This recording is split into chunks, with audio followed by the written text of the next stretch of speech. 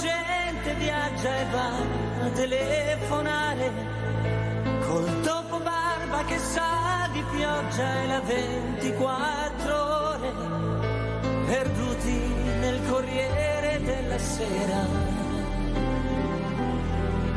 nel va e vieni di una cameriera, ma perché ogni giorno viene sera. A volte un uomo è da solo perché ha in testa strani tarli, perché ha paura del sesso, per la smania di successo, per scrivere il romanzo che ha di dentro,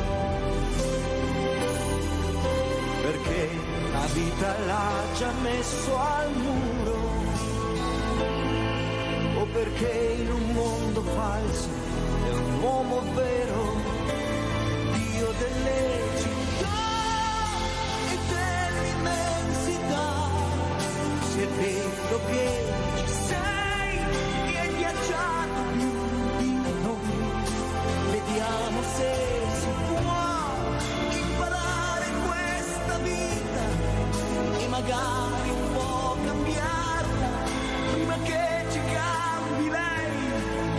Vediamo se si può farci amare come siamo, senza violentarci più con nevrosi e gelosie, perché questa vita stende e chi è steso dorme o muore, oppure fa l'amore.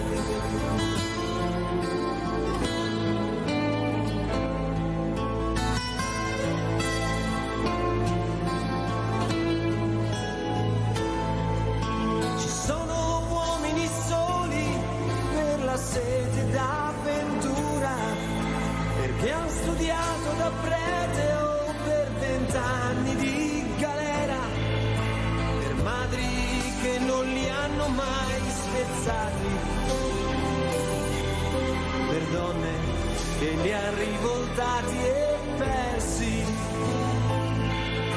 o solo perché sono dei diversi. Dio delle città e dell'immensità, se è vero che ci sei e hai viaggiato più di noi, vediamo se si può imparare queste donne e cambiare un po' per loro, e cambiarle un po' per noi, ma Dio delle città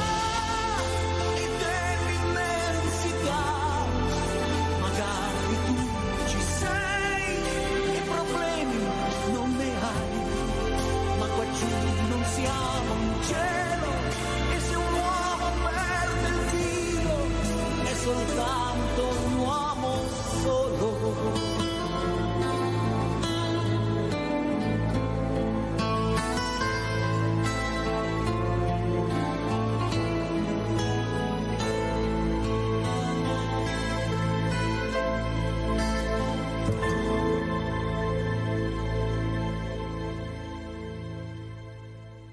Uomini soli, se ci sono uomini soli, pensate quante donne sole, quante famiglie in grande difficoltà. Per fortuna che c'è il mondo del volontariato che sta cercando continuamente di far portare un po' di sorriso, di spensieratezza, se si può, anche a questi bambini adesso con l'Epifania, con la Befana, perché sono nostre tradizioni, sono tradizioni che dovrebbero essere salvaguardate, specialmente quando si tratta di fragilità, di bambini, ecco, questi bambini che veramente non si riesce a capire dove qualcuno vuole andare a parare. Abbiamo un problema enorme di bambini che mangiano malissimo, ma se parli di obesità, va del retro Satana, ma non è possibile.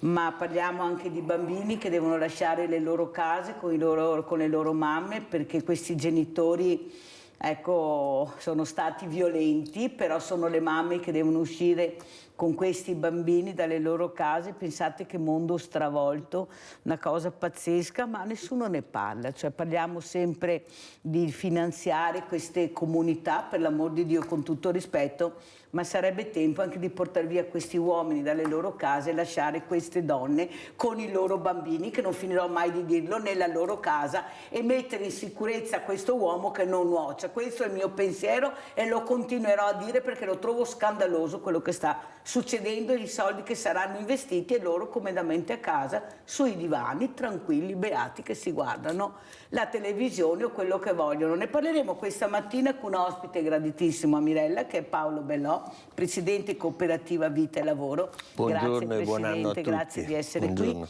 e saluto enormemente con un abbraccio fortissimo Michela Morutto, mamma caregiver. Ciao Michela, che piacere rivederti. Ciao.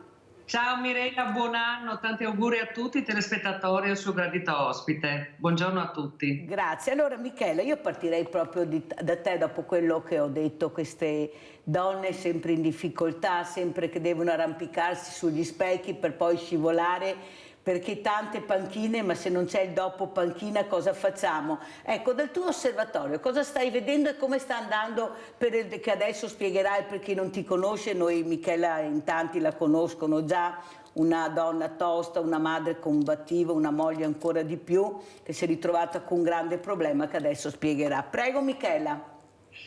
Sì, grazie Mirella. Innanzitutto grazie per essermi sempre a fianco, tu la grande famiglia di Rete Veneta, che non mi avete mai abbandonato, mi date la possibilità di portare avanti la mia battaglia, che è la battaglia di tante persone caregiver abbandonate a se stesse. Io in breve sono la moglie di Paolo, un ammalato giovane, poco più di 40 anni, di Alzheimer precoce, che dopo anni di pellegrinaggi per una diagnosi, per l'assistenza che ci deve, il minimo che si può avere dall'INPS piuttosto che da quello che è previsto dalle istituzioni, mi ritrovo a dover far fronte alle spese enormi di gestione di una persona malata in una struttura, in una cosiddetta casa di riposo, ovviamente una persona giovane di poco più di 50 anni con persone di 80 anni, e dovermi anche sobbarcare i costi, visto che la pensione del mio marito non copre neanche la retta, con 2 bambini ovviamente da mantenere. E come dice Mirella, le pacche sulle spalle sono state tantissime, soprattutto da chi poteva cambiare qualcosa, perché dopo le pacche non si mangia, si ha bisogno di qualcosa di più concreto, e come dici tu bisogna comunque fare qualcosa per dare un sostegno all'interno, non continuare a sovvenzionare e poi però non far niente per fare in modo che le cose cambino. Bisogna fare qualcosa di più approfondito, di più efficace. Allora Michela, io sono dell'idea che tuo marito dovrebbe essere rimasto a casa con un supporto fisico che le istituzioni avrebbero dovuto darti, considerando l'età di tuo marito giovane, considerando che aveva ancora sprazzi di lucidità e considerando che c'erano 2 minori che assistevano a questa tragedia. Allora, vedere portare via questo papà, andarlo a trovare in una casa di riposo, dove, come hai detto tu, casa di riposo, che odio sta parola, ma proprio la odio, ma è così, dove hanno messo dentro di tutto e di più, perché non si riesce a capire l'autismo, ecco, problemi di Alzheimer, qualsiasi cosa, perché non abbiamo le strutture. E se ci sono super affollate, con delle rette pazzesche, che una famiglia come Michela con 2 bambini, cioè come fa? Allora io chiederei proprio a Paolo Bellò, Presidente, una storia drammatica come tante, ma qui c'è una famiglia tutta coinvolta, minori, una donna che da sola deve sopperire a questa enorme difficoltà anche nel lavoro, perché deve comunque fare anche le veci del padre e della madre, ma deve anche lavorare, deve pagare questa retta perché da sola non arriva. Cosa dice il Presidente a questa donna che sta ancora combattendo per avere giustizia, per avere i diritti che le spetterebbero di diritto, che c'è nella Costituzione, che ce l'ho qua, il diritto? Certo, non sono facili le parole. Sicuramente nella mia esperienza ho fatto il presidente di una casa di riposo per 13 anni a Montebelluna e era uno dei problemi più gravi che si vedeva arrivare, l'Alzheimer. A giovane età, per fortuna, mi permetto di dire col cuore in mano, per fortuna succede in pochi casi, però quando succede, ahimè, veramente è una cosa tremenda. È vero, la cura dell'Alzheimer in giovane età è molto difficile. Dovremmo riuscire a sfruttare in questi casi anche un po' la tecnologia, cercando di aiutare a domicilio queste persone. La tecnologia ci sta venendo incontro. Io nel mio piccolo, chiaramente non è un paragone con la signora, e mi perdoni se dico questo, sto cercando nella disabilità di creare le condizioni perché le persone possano vivere a casa loro pur se seguite, però chiaramente bisogna vedere sempre i casi. E in questo momento stiamo cercando nella comunità dei Giacinti, dove c'è una comunità dove i ragazzi vivono lì, di creare il cuore della residenzialità leggera, dove possano seguire, visto che lì ho la presenza 24 ore su 24 del personale, possano seguire i ragazzi anche a distanza. Creiamo un appartamento per esercitarli a vivere da soli, per tirar fuori le capacità che hanno, che altrimenti in famiglia non avrebbero, e portarle e cercare di aiutarli ad avere una loro vita. È chiaro che questo in similitudine potrebbe anche essere un aiuto, però nei primi momenti dell'Alzheimer, perché poi nei casi più drastici come la signora sicuramente serve un'assistenza a domicilio per permetterle di poter lavorare e avere una vita, però capisco il dramma quotidiano di tutti i giorni della signora. Però Presidente, lei ha detto una cosa importante: fortunatamente non sono tanti, sono pochi, anche se sono sempre tanti, perché purtroppo si sta abbassando l'asticella dell'età. Ma proprio perché sono pochi dovrebbero essere supportati. Proprio per questo dovrebbe Michela ricevere quell'aiuto, considerando che ci sono dei minori, e sapete benissimo l'importanza della famiglia, perché tutti, Michela, si riempiono la bocca, la famiglia tradizionale, vuoi toccare la famiglia tradizionale, ma allora se non supportiamo questa famiglia tradizionale che sta cercando di mettercela tutta, perché Michela l'ha detto, io lo tengo anche a casa mio marito, ma aiutatemi, cioè lei non è che ha detto no, non si può, no, lei sapeva che tutto sommato se qualcuno l'aiutava ce l'avrebbe fatta. No, niente da fare. Sentiamo Rino da Rovigo, poi sentiamo Michela. Vai Lino. Lino? Ciao Milena, sono Rino. Allora, ho sentito la canzone Uomini Soli. Allora, sì, ci sono tanti uomini soli, ma perché vogliono stare soli, con tutto quello che succede, che uccidono la fidanzata, uccidono la moglie, fanno delle cose che non possono, allora lì capiscono che vogliono essere soli. Un'altra cosa, ho sentito delle case di riposo, benissimo, allora ci sono poche case di riposo che ci sono infermieri, la gente che gli sta dietro, che gli vogliono bene i loro ammalati. Ce ne sono poche. Io ho conosciuto solo una casa di riposo di Milano, che c'è mia zia che ha 97 anni, sarebbe la sorella di mia mamma, è una casa di riposo a Milano e è tenuta come fosse in albergo. Quello che abbiamo qua in zona, senti ogni tanto che picchiano, fanno quello, ma hanno un po' di coscienza, hanno un po' di sentimento, dire quella persona lì ha bisogno di stare, perché quando uno va su una casa di riposo così sono pagati, è anche una famiglia che ha un piccolo stipendio, che ha magari 1.000 euro, 1.500, che deve pagare, che ha o la mamma o il papà, che con un stipendio che deve pagare, che deve fare, cioè deve rinunciare a tante cose per stare dietro o la mamma e il papà. Dico, questi fermieri qua che cosa pensano?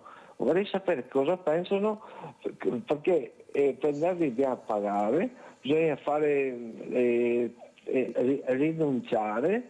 Ma dico, dove siamo arrivati? Mirella, ti ringrazio, buon anno e felice anno nuovo. Grazie Rino, ricambio gli auguri naturalmente. Allora Michela, come commenti? Prego.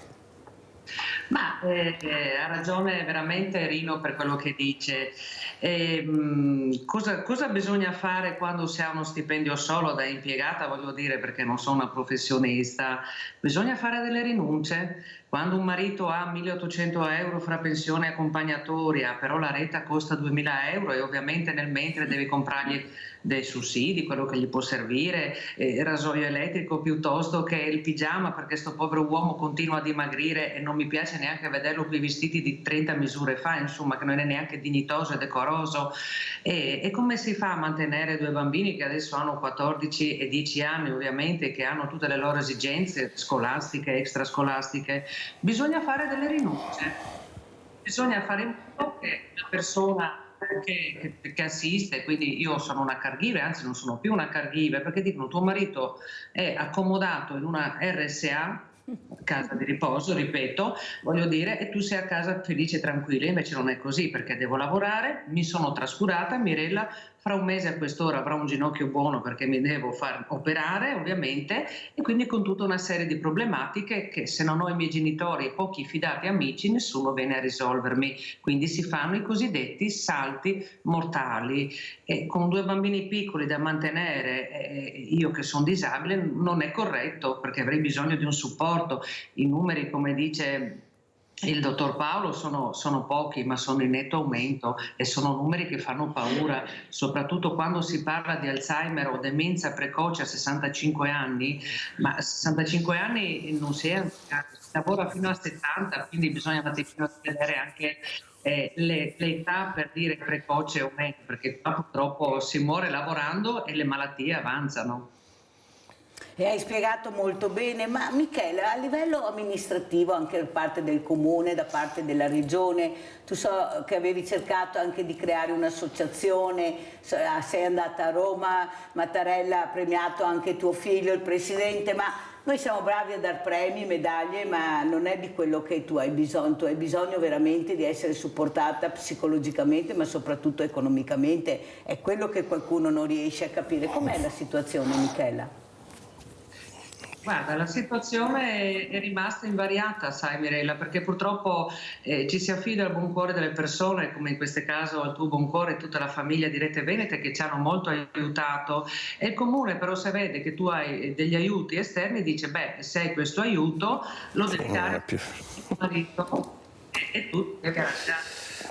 Sì, ma questo aiuto non è che duri 12 mesi, se ognuno fa la propria parte, allora un mese paga uno, un mese paga l'altro, 2 mesi paga un altro ancora, forse si arriva a fine anno, ma non possono rispondere perché hai aiuti esterni io non ti aiuto, ma che discorsi sono? Sentiamo Rinaldo da Venezia, vai Rinaldo. Ciao Mirella. Ciao. E buongiorno ai tuoi ospiti. Innanzitutto le case di riposo non sei tutte uguali. Andavo spesso per le case di riposo a portargli da mangiare. Andavo al casa di Dio che dà i balconi che butta verso San Marco, verso la Laguna. E poi andavo a San Lorenzo che è bruttissimo. E allora di cosa parliamo? È questione di soldi, Mirella, perché chi crea i denari si cura, vive bene, non va mai. E la povera gente, come di noi altri, purtroppo li butta dove che vogliono. Ed è vergognoso perché come la signora che ha quel po' di problema, che ha un macino sulle spalle e ogni mattina è brava a alzarsi da letto perché pesa chissà quanti problemi che avrà, va bene. Invece le persone da aiutare senza mai, senza no, e senza sì e senza ma. Ma come si fa a non aiutare? Sono d'accordo che le necessità, ma è questo il problema della povera gente. Quando che un governo fa sta bene quelli che sta male, non quelli che sta bene, perché è uno che gli dà 10 milioni al mese di pensione, va bene, o 10 milioni di paga con i senatori, i deputati, bravi, che su si impegna, ma pensate a chi che ne ha mie e che ha un problema del genere. Ma noi siamo di parlare di robe, miei mica tanti anni, ma ho sempre sentito parlare di queste robe qua. E poi i ricoveri, sono da portarli a mangiare una vita e a frutta e verdura. Non ne vedevo di tutti i colori. In caso di Dio ieri in Vestaglia con Fifi. A San Lorenzo della Buttaia che mi sono imbattata. È vergognoso, perché aiutano sempre quella che vediamo fare la televisione. E aiuta di difesa. Chi che ha un problema come la signora, quella non vive poveretta. In più ha dato fiori da sistemare. È vergognoso che lo Stato, per qualsiasi politica che sia, non le dà un aiuto a questi che ha bisogno. E ha bisogno di dire a la signora, questa quando non vive più, perché quei problemi che avrà. Cosa avuto che gli interessa di Nadal, di San Stefano, e pensa al suo famiglia, ai suoi fiori, è un davanti nella vita che avrebbe diritto di poca di tranquillità. Ecco. Ma non è un'utopia, questa roba che si può fare solo con la buona volontà. Allora, ma è buona volontà, non devi sì, signora, poveretta, brava, no, però aiutarla veramente con i fatti, non con le sacre. Purtroppo i politici, io ne conosco politici, di chi ne dirò, i politici pensano solo per pareri. Ti senti quando ti va a dare il voto e dopo arrivi a vedere. Allora cosa vuol dire? Ricorrere con deve votare. Vota per Mirella che merita meglio. Grazie caro Rinaldo. Ciao, faccia piacere anche a Michela sentire che il popolo le è vicino, perché è la voce del popolo questa. Allora, Presidente Bellò, quello che però traspare è che il mondo del volontariato sta cercando proprio di andare avanti e soprattutto sta vedendo lungo, nel senso sta cercando di dare autonomia alle fragilità, di farle sentire a tutti gli effetti delle persone normali, che si muovono, come dico io, in maniera diversa, tanto è vero che io li chiamo diversamente agili, ma questo è il futuro di queste persone, quelle che riescono a fare, che possono farcela. Dobbiamo supportare quello che sta facendo lei, un'opera bellissima, Presidente, mi permetto proprio di dirglielo, perché veramente sta cavalcando l'onda lunga, che è quella che porterà, a mio avviso, alla serenità, alla felicità di queste persone. Prego. Ma il nostro obiettivo è quello di cercare di aiutare tutti a sfruttare le proprie capacità, e questo è il problema. Se focalizziamo un attimo l'idea su questo, probabilmente tutti i problemi si sciolgono a ritroso. Ma mi permetta un attimo, vorrei tornare alla prima telefonata, perché mi fa male sentir parlare male degli operatori nelle strutture, nelle case di riposo. La mia esperienza è che chi nel nostro territorio, si comporta male, possano essere solo mosche bianche. Gli operatori che entrano nelle nostre strutture, parlo dei giacinti, ma parlo anche delle case di riposo del territorio, sono persone che lavorano con il cuore. È chiaro, magari a volte vengono presi con tempi stretti perché è tiranno il bilancio e quindi gli contano le ore, ma io guardandoli spesso lavorare, vedendo l'approccio che hanno con i nostri anziani, sicuramente dobbiamo togliere tanto di cappello. È un lavoro sicuramente pesante e è un lavoro che o fai col cuore o non lo fai. Possono darti anche 10.000 euro al mese, ma se non c'è il cuore quei lavori lì non li fai. E quindi vorrei spezzare una lancia per tutti gli operatori che lavorano nel sociale, perché è un lavoro massacrante da un lato e dall'altro non riconosciuto. E non è non riconoscendo il lavoro degli altri che si risolvono i problemi, ma cercando di usare il cuore e capire quale problema si sta affrontando, e come il problema anche della signora, dove ahimè io vedo che sarebbe una soluzione a portata di mano tra l'ASL e il comune trovare delle piccole risposte, e qui faccio un appello sia all'ASL competente che al comune affinché riescano a trovarsi a tavolino.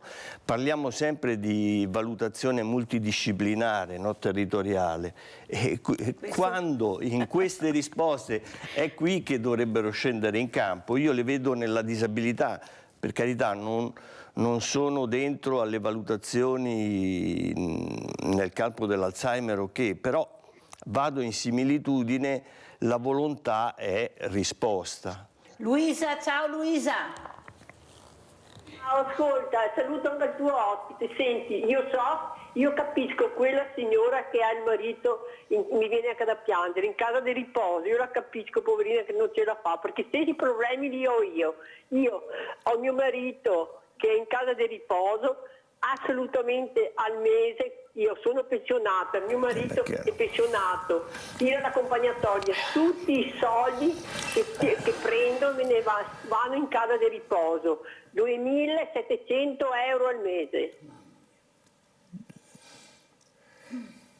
Questo è vero.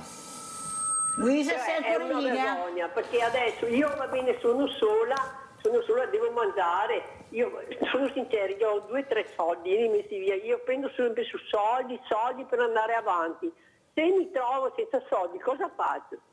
Non so, mio marito ha bisogno di stare in casa di riposo perché ha demenza senile, non è possibile portarmelo a casa perché ha anche problemi di cuore, ha tanti casi. No, è una vergogna. Io capisco che la povera signora, perché sono gli stessi, sono come lei. Non ho pretese, non vado fuori a cene, non vado da nessuna parte, mi prendo una pizza alla domenica, 10 euro e basta.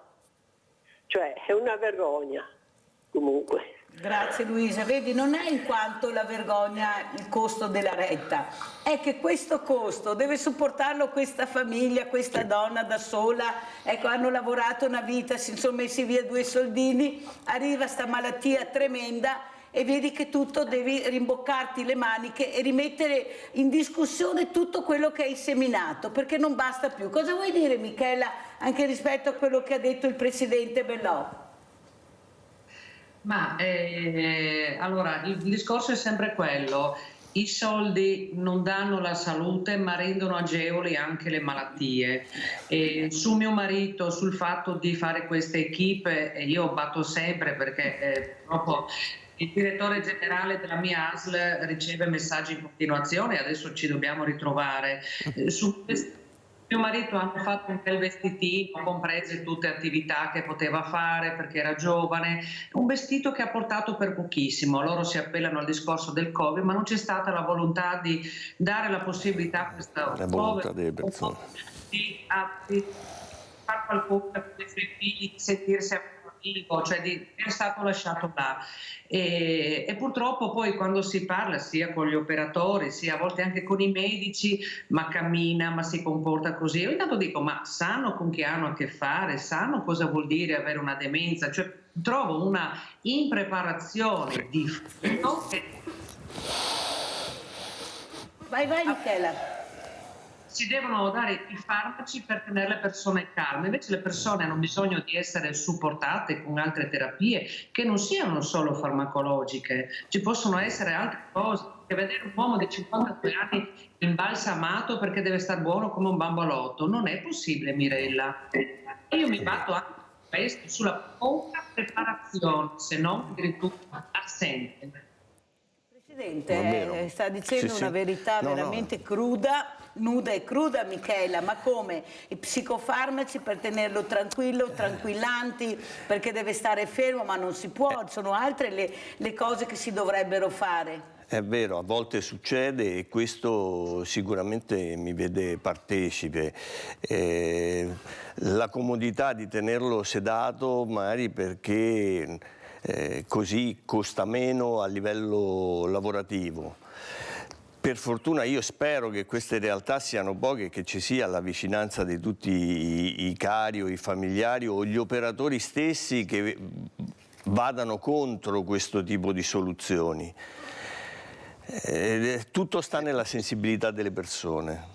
Ma il problema che dice Michela, Presidente, è che non abbiamo la formazione. Non abbiamo la formazione. Non abbiamo la formazione, è là il problema di Michela. Lei non dice che sono cattivi, che lo trattano male, ma non sono in grado di gestire la situazione perché non sono formati, perché non è che questi OSS devono sapere far tutto, perché non è vero così. Invece dovremmo avere delle situazioni con degli esperti, perché questo è di quello di cui abbiamo bisogno e si parla, perché se è vero che l'asticella, come dice Michele, si sta abbassando e i numeri sono anche con un'età che preoccupa, ancora di più dovrebbero essere incentivati, ma non mi sembra che stiamo facendo questo percorso. Cosa dice, Presidente? No, è un percorso in divenire. Al momento la formazione sarebbe l'unica strada per permettere a operatori, ma anche a medici stessi, di affrontare queste nuove malattie. Dobbiamo creare la sensibilità affinché queste campagne pubblicitarie, chiamiamole così, o di accusa rispetto a una non risposta trovino terreno fertile per delle formazioni ad hoc che ci permettano di avere nel territorio persone che sanno come rispondere a esigenze.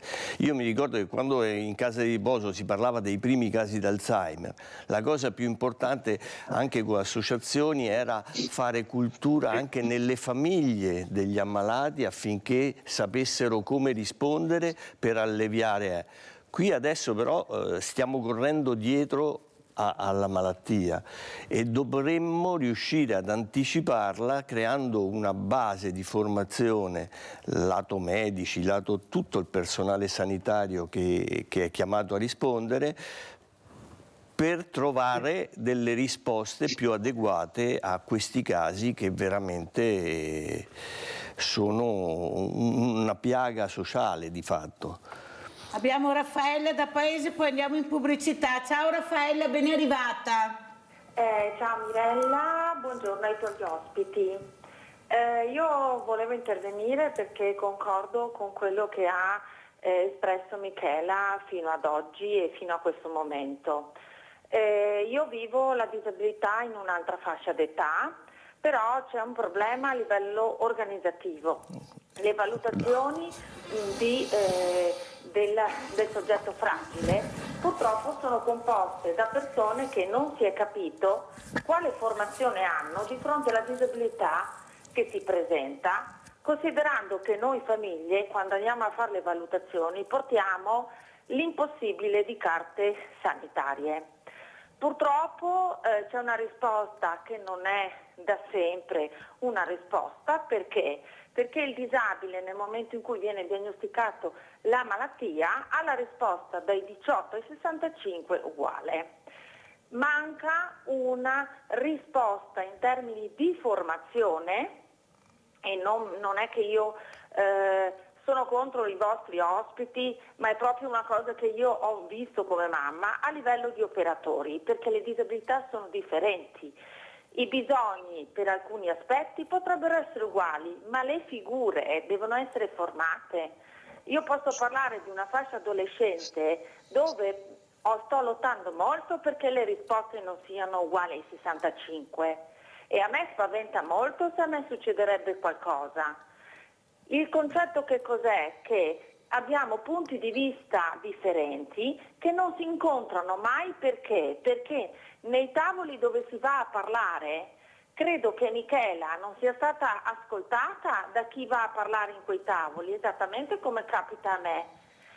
La selezione per il lavoro in caso di disabilità è formata da persone che non conoscono tutta la disabilità. È chiaro che poi a catena viene il disastro.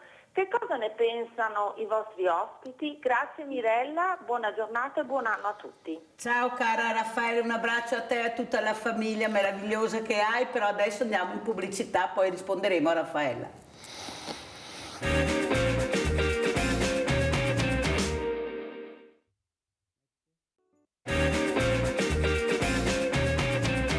Allora saluto Paolo Bellò, che è presidente della cooperativa Vita e Lavoro, che è qui con noi questa mattina, e Michela Morutto da Concordia Sagittaria, mamma caregiver, che voi conoscete, molti di voi conoscono. Allora rispondiamo a Raffaella, presidente Raffaella da Paese, che dice: io ho un'altra situazione, ma poi sono sempre quelle le risposte che riceviamo, perché troviamo delle persone impreparate che non sono formate. Prego. Questo è un problema vero, cioè il fatto della sensibilità, il fatto della preparazione territoriale. Diciamo, io vengo da un'isola felice che è l'ASL di Asolo Montebelluna, dove in collaborazione con l'ASL e con i vari comuni attorno siamo riusciti a creare dei gruppi multidisciplinari che affrontano le tematiche e creano in itinere anche la formazione per tutti i soggetti chiamati a partecipare. Questo secondo me dovrebbe essere un modello da trasferire in tutte le realtà, perché solo con la sensibilità dei territori, con la sensibilità delle ASL e la volontà di affrontare il problema non dico che si risolva, ma almeno si può trovare una risposta più adeguata. È chiaro che se tutti restano nelle loro parrocchiette, pensano solo al bilancio e pensano solo a cosa devono fare domani, il problema resta lì e ahimè poi vengono questi casi. Michela, come commenti la telefonata che conosci benissimo poi di Raffaella? Beh, innanzitutto saluto la cara amica Raffaella, e anche se abbiamo difficoltà diverse nella gestione, perché lei ha una figlia Elisa bellissima, adolescente, io ho mio marito ovviamente di un'altra età, i problemi alla fine sono sempre quelli, sono i problemi della mancanza di risorse per queste famiglie. Si parla tanto, diamo supporto, diamo aiuto, perché come dice il presidente, il dottor Bello, cioè il direttore sanitario, il direttore generale qui mi organizza i tavoli, fa, cioè capisce, ha una grande sensibilità, ma non vedo che si va avanti, però la sensibilità non stagna, è seguita poi dalle buone pratiche, perché queste persone che non sanno che mio marito cammina sempre, perché ci può essere anche non sanno neanche cosa vuol dire acatisia, ovvero il tanto camminare per colpa dei farmaci, perché i farmaci purtroppo a volte fanno l'effetto contrario, l'effetto paradosso. Questa mancanza di base è terribile, e se io vado a lavorare in una struttura dove ci sono persone anziane o meno anziane come mio marito, devo sapere l'ABC di base. Se vado a confrontare con una cooperativa dove ci sono ragazzi e adolescenti con diverse disabilità, devo sapermi confrontare, devo dare risposte a queste famiglie, non lasciarle un attimino a combattere senza armi, perché già siamo sopraffatti dalle malattie, dalle difficoltà. Abbiamo bisogno di qualcos'altro, perché io sono stanca di ricevere le pacche sulle spalle, sono gobba ormai, perché più di lì non si va, bisogna andare avanti. Senti Michela, adesso ragiono a voce alta e tu mi dai le risposte. Quando ti sei presentata in regione dagli addetti ai lavori, cosa ti hanno risposto? Ma quando mi sono presentata in regione 1 o 2 volte, sì, c'è stato l'idea di supportarmi, di fare, di brigare, ma in realtà sì, vengono sollecitate poi le persone di competenza, quindi le ASL, chi potrebbe fare qualcosa di diverso, ma dopo tutto si perde in punte. E a livello governativo a Roma com'è andata?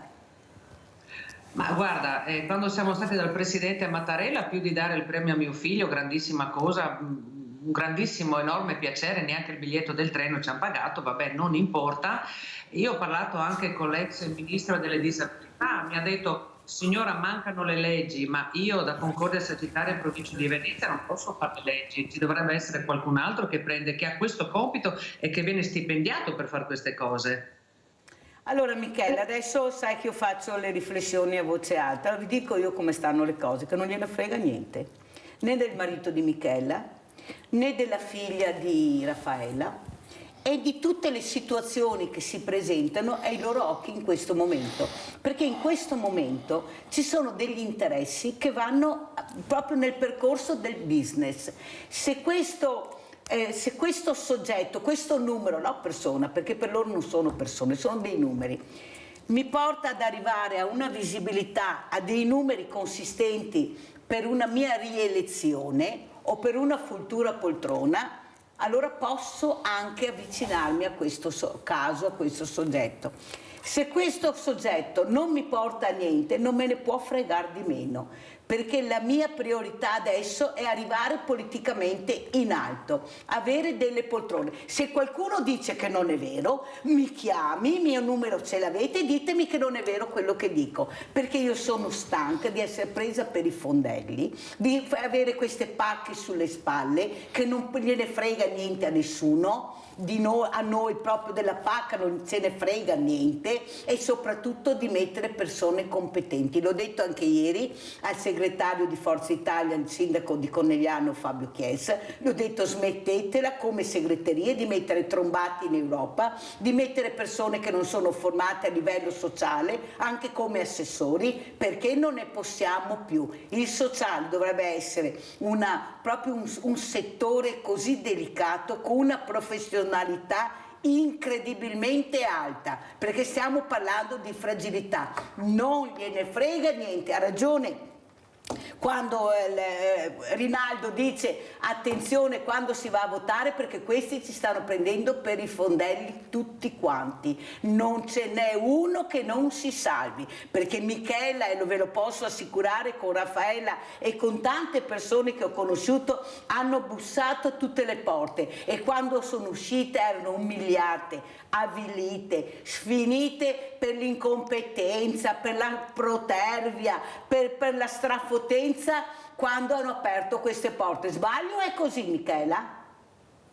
Brava, hai detto giusto, non gliene frega niente a nessuno. In fin dei conti ci sono i caregiver, forza lavoro a costo zero, i volontari che meno male che esistono, voglio dire, e che comunque prendono 4 briciole, però il problema rimane sempre a carico di queste spalle. E poi dicono gli caregiver non si ammalano, ma certo che si ammalano più del loro caro, perché ripeto, queste malattie, quando ci sono disabilità e persone fragili, si ammala sì chi c'ha la malattia, ma anche chi gli sta vicino, che deve far fronte a tutto. Ed è per questo che dico, Mirella, che io, se posso aiutare le altre persone portando quella mia piccolissima esperienza, non sono sanitario, ma cavolo, dopo 10 anni una certa esperienza ce l'ho, e so anche un attimino magari dare qualche consiglio alle persone che si sono trovate al mio posto e non hanno più la voce per parlare, per dire la loro. Ci sono io, cerco in qualche modo di portare a conoscenza queste cose, di parlarne, e non cambierò il mondo, ma neanche resterò ferma sul divano ad aspettare gli eventi. Allora adesso ti faccio vedere questo servizio, Michele, lo dico anche a Paolo Bellò, era il 2021, e vi porto a Trieste, assistenza caregiver. Sentiamo cosa si dice in questo servizio.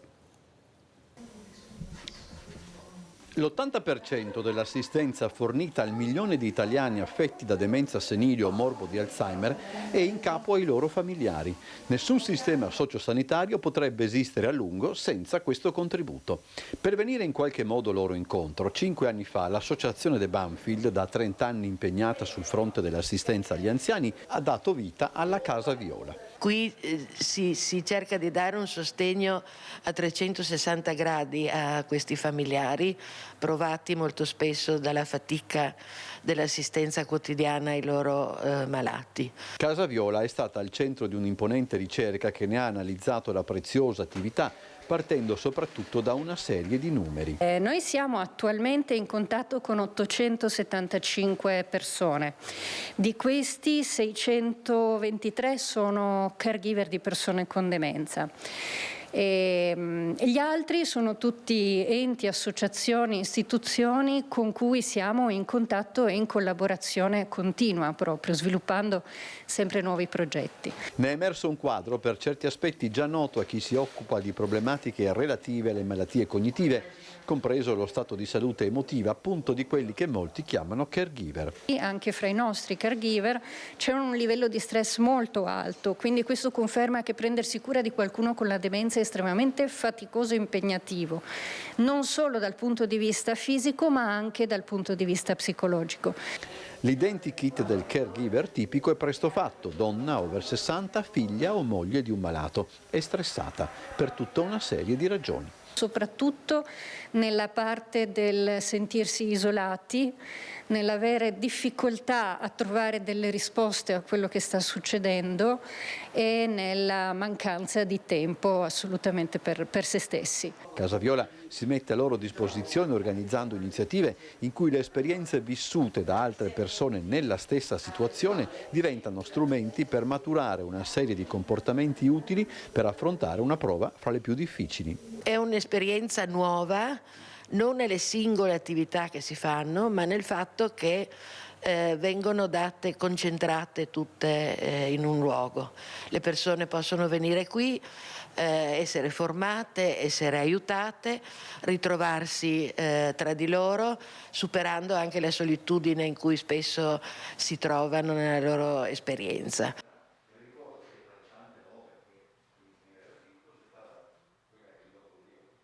Molto importante, perché in teoria sono due percorsi come il suo, diversi, ma il binario è unico: aiutare, supportare con delle strutture importanti e competenti. Questo è...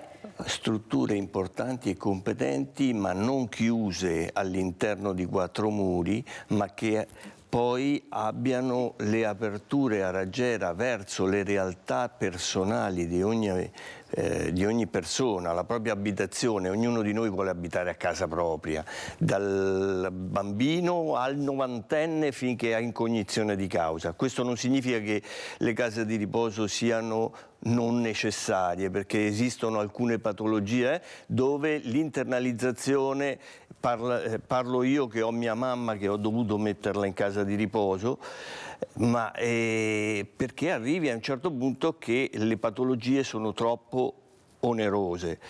Ma finché è possibile mantenere una persona a casa, è dignità dell'uomo essere a casa sua. Ma è questo che non riesce a capire la politica che dovrebbe fare questo. Presidente, abbiamo Adriana in linea. Ciao Adriana. Ciao Mirella, ciao. Sento male, ma ti sto ascoltando con molta attenzione. Perché io sto vivendo una cosa anch'io. Sono 6 anni che ho avuto un ictus con emorragia secondaria alla terapia. E però io, essendo infermiera professionale, ero, perché ho 82 anni e lui ne ha 92. Perciò sono supportata dalle mie figliole, mi aiutano, però lui è 24 ore su 24 che ce l'ho io, e ascoltavo voi che vi commuovete, perché capisco anche quelli delle case di riposo, quando che lui mi apriva la macchina e mi saltava giù. Sono andata anche dal psichiatra per vedere se ero io ammalata alla causa, e mi hanno detto no, adesso tutto è tornato un po' nella normalità. Io lo seguo, ho abbandonato tutto della mia vita, se non che ero volontaria e che ancora seguo andare là, che in casa hanno anche, non so, sono utili anche per il lavoro che ho fatto. E lui si ingancia un pochetto da me, sennò io ce l'ho 24 ore su 24 e sono anche orgogliosa che ci sia. Però sul territorio non trovi nulla, capisci Mirella? Capisco io. No.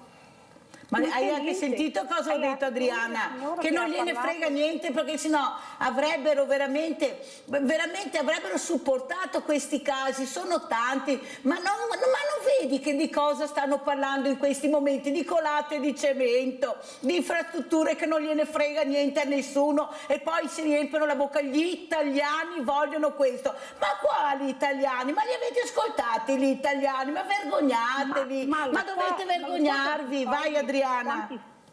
Quanti soldi, anche qua non mi lamento, abbiamo lavorato, abbiamo la nostra pensione e insomma ce la faccio, però io trovo questa struttura dove vado che lui lì c'è tanta gente, perché è una comunità familiare, certo. Una comunità, insomma, non vi dico, però a te Mirella se vuoi, però lì lui diventa, vedi lo sguardo vivo in questo cervello. Io cerco anche adesso per le medicine, perché non le hai bevute prima della colazione? Perché io stavo telefonando a voi e sono stata io a sbagliare, perché non gliele ho date, ma ci sono gli orari e perché ha tante patologie, tante una sola, quella del cuore, quella di qua, quella di là. Un fisico eccezionale, perché 92 anni stiamo parlando, con una persona di 82 che sta parlando come ne avesse 50, perché l'avete ascoltata come sta spiegando Adriana. Adriana, un abbraccio, ci sentiamo comunque, lasci il tuo numero.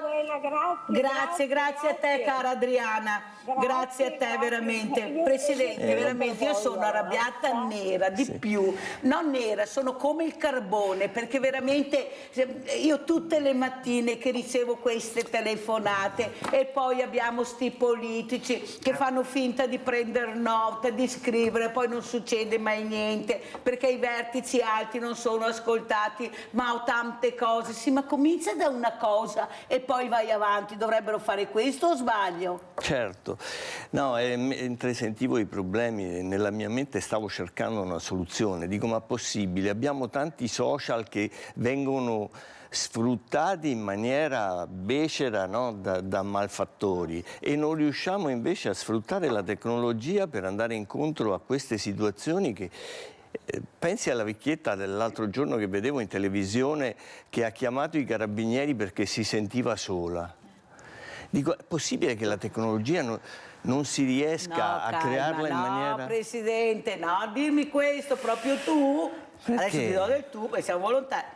Perché non è così, non è la tecnologia, Presidente. Siamo 7.000 associazioni di volontariato, ma se noi non abbiamo il nome e cognome, l'indirizzo della persona che ha bisogno, è inutile che ci vantiamo e ci mettiamo il fiocchetto del mondo del volontariato. Noi abbiamo bisogno di un sistema sociale che funzioni. I servizi sociali devono avere un elenco di persone in difficoltà. Quando l'ammalato viene dimesso dall'ospedale, i servizi sociali dell'ospedale dovrebbero fare rete con quelli comunali e automaticamente passarli al mondo del volontariato che si occupa di questo. Non è possibile che il volontariato faccia tutto e di più. Chi fa cosa? Chi possiamo aiutare? Quali sono le associazioni che possono aiutare Michela, che possono aiutare Adriana? E invece niente, silenzio. Non è la tecnologia che manca, è la volontà di dare i nomi e cognomi, di fare un elenco. Io ho detto ai sindaci, Presidente Belloni, l'ho detto, ma scusate, è così difficile andare nelle farmacie, nei supermercati, dappertutto e lasciare degli elenchi di associazioni di volontariato che possono essere utili? Ma perché chiamano Sveglia Veneti? Perché hanno il numero? Perché hanno il numero. Allora, se questo anziano avesse anche il numero a casa di un'associazione che lo può aiutare, forse cartaceo, perché non tutti sanno usare le email e tutta questa cavolo di tecnologia per i soloni che poi non la sanno usare neanche loro, perché non riescono neanche a collegarsi delle volte qua. Ha capito come funziona e vogliono anche dare la barra, cioè tu devi fare questo e non la sanno neanche loro usare perché hanno 5 impiegati che gli mettono a posto tutto prima di iniziare. Allora capisci, Presidente, che io sono arrabbiata perché c'è qualche volontà che non ci unisce, invece di unirci non lo fa. Prego. Sono d'accordo con lei su questo. Il problema che io dicevo è raggiungere le persone con la tecnologia, ma non sostituire la regia. Sono d'accordo con lei che la regia va fatta dai servizi sociali, dalle ASL, che la tecnologia può essere uno strumento per raggiungere chi non viene conosciuto. I social servono per unire, per avere i nomi, per sapere quali sono le situazioni. Ma devi andare poi dai deve servizi sociali. Certo. Cioè non è che tu puoi andare in internet e trovare il nome di Adriana. No. Scusami, sai, allora la tecnologia ce l'ho, ma se non ho il nome, il cognome, l'indirizzo della persona, che me ne faccio della tecnologia? Ma nessun servizio sociale è collegato con il suo territorio per cercare di carpire e di avere le informazioni. Ma perché non vogliono? Io non ho mai visto nessuno che venga al Bebco Solidale a vedere le realtà. E se ho le pari opportunità a 50 metri, le pari opportunità a 50 metri in provincia, perché è l'unico ente benefico, diciamo, all'interno di un ente pubblico. Io non ne ho visto una volta. Allora capisci, Presidente, che non funziona come vuoi, cioè non puoi dirmi che è colpa della tecnologia che non fa rete. No, sono i servizi sociali che non fanno rete, sono gli assessori, non tutti, come hai detto tu, perché ci sono realtà realtà sensibili e vanno rispettate, ma la maggioranza dei casi da Verona a Padova, a Vicenza, a Rovigo che io seguo e che chiamano non hanno minimamente i numeri di queste realtà che siamo noi. E allora noi troviamo l'anziano morto a casa, quello che si butta giù dal ponte, quello che si butta sotto il treno. Ah, ma guarda, ma chi avrebbe mai immaginato? Per forza non lo conosce nessuno. Cosa dici, Michela? Sì, sono perfettamente d'accordo. È importante la tecnologia e io nel mio piccolo utilizzo molto i social per trasmettere, trasmetterò anche questa trasmissione, voglio dire, per far vedere cosa riusciamo a fare, cosa si può parlare, cosa si dice. Però in realtà, come dici tu, le persone che si buttano i suicidi e omicidi perché non ce la fanno, non hanno né internet, non hanno il computer, non hanno WhatsApp, quindi hanno bisogno di trasmissioni come quella che offri tu, Mirella, in cui si può parlare, si può trarre uno spunto e soprattutto si devono trovare soluzioni, non vendere aria fritta. Certo. No, chiaro.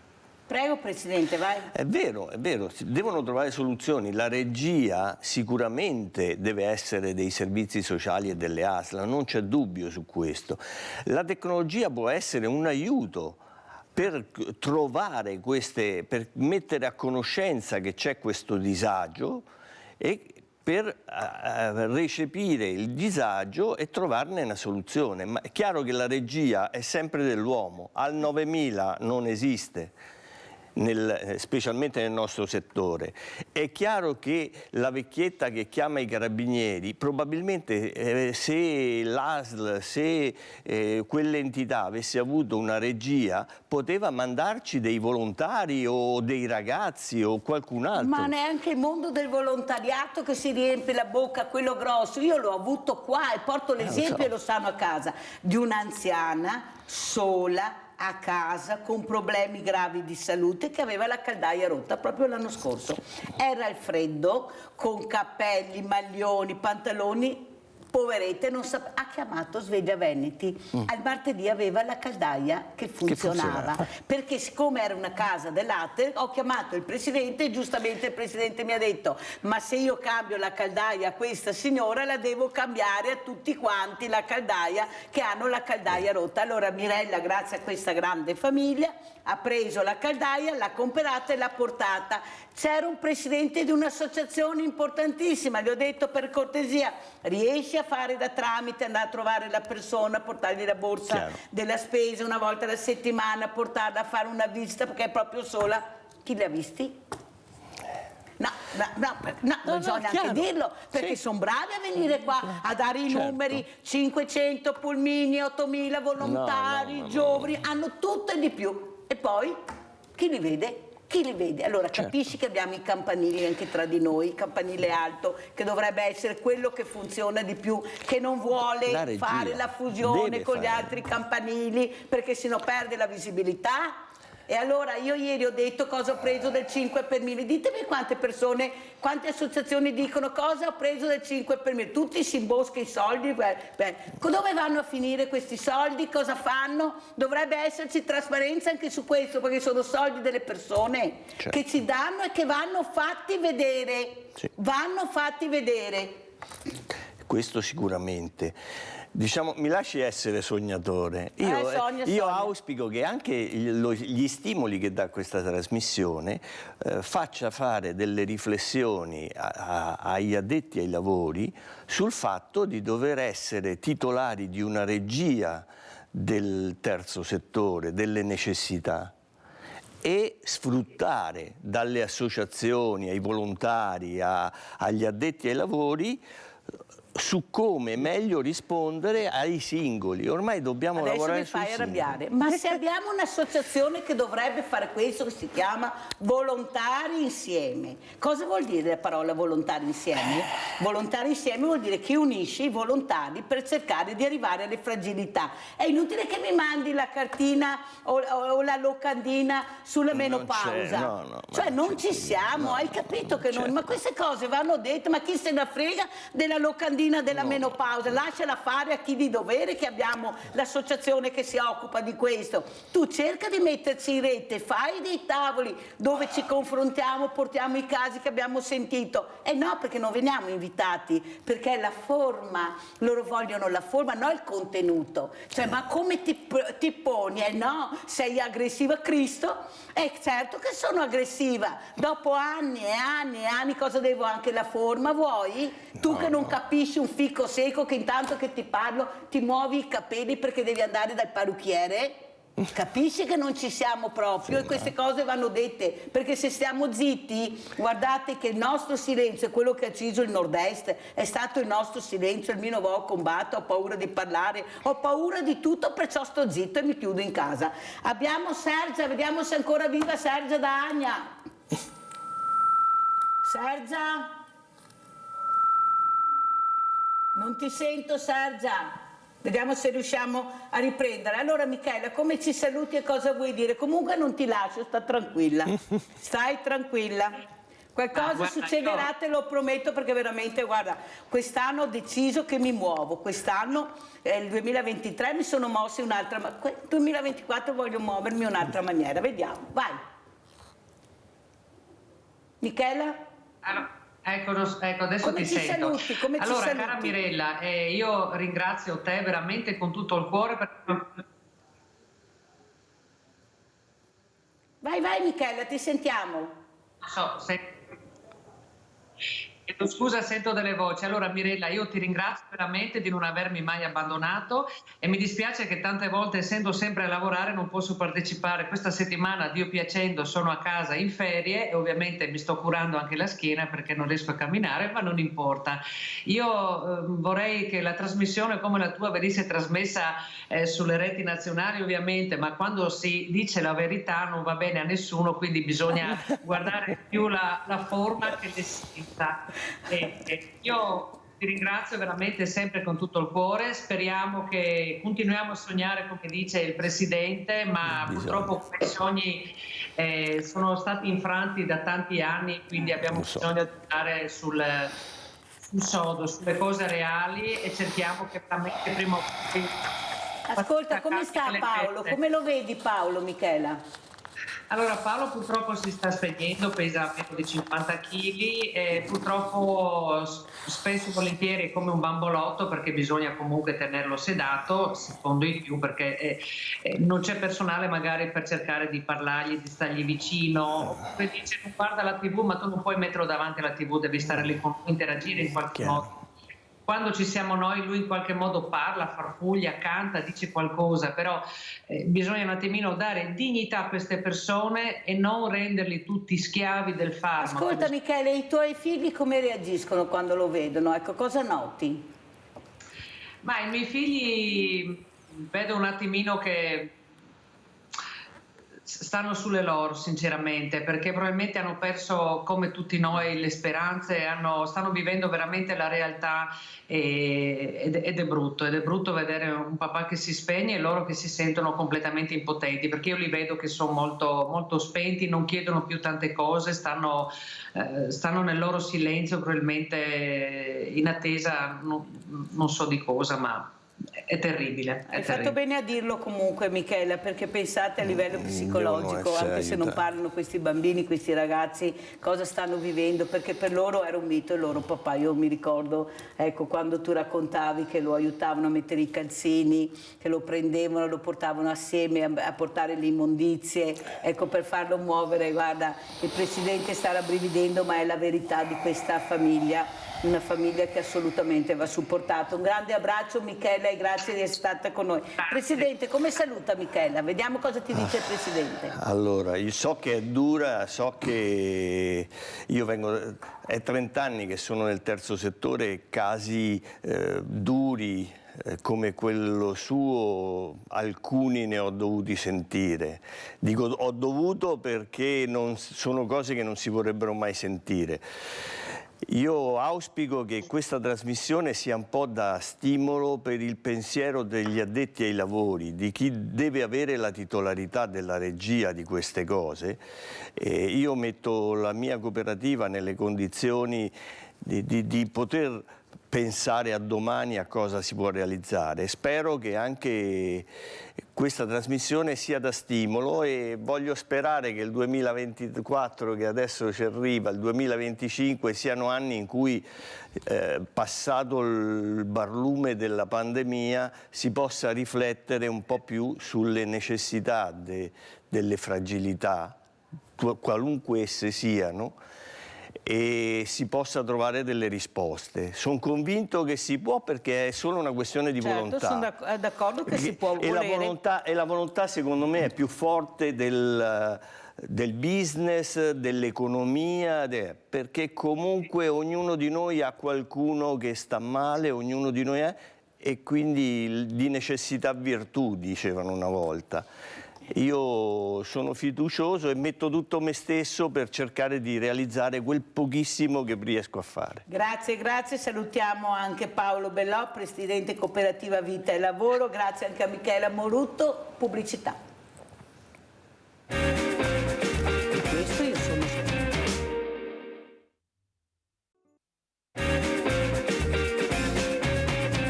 e vi presento altri due gratitissimi ospiti. Abbiamo in presenza un leader nel mondo, ma ce l'abbiamo noi perché è nostro, eccolo qua, lo tocco con mano così vedete che è vero. Grazie. Che si chiama Giancarlo Pontini, designer, modellista storico, cavaliere della Repubblica. I cavallierati bravi a dare medaglie. Noi che ringrazio Pontini. Abbiamo anche collegato da Vedelago Lorenzo Morao, ricercatore di cultura locale. Buongiorno Morao, grazie anche a lei di essere qui.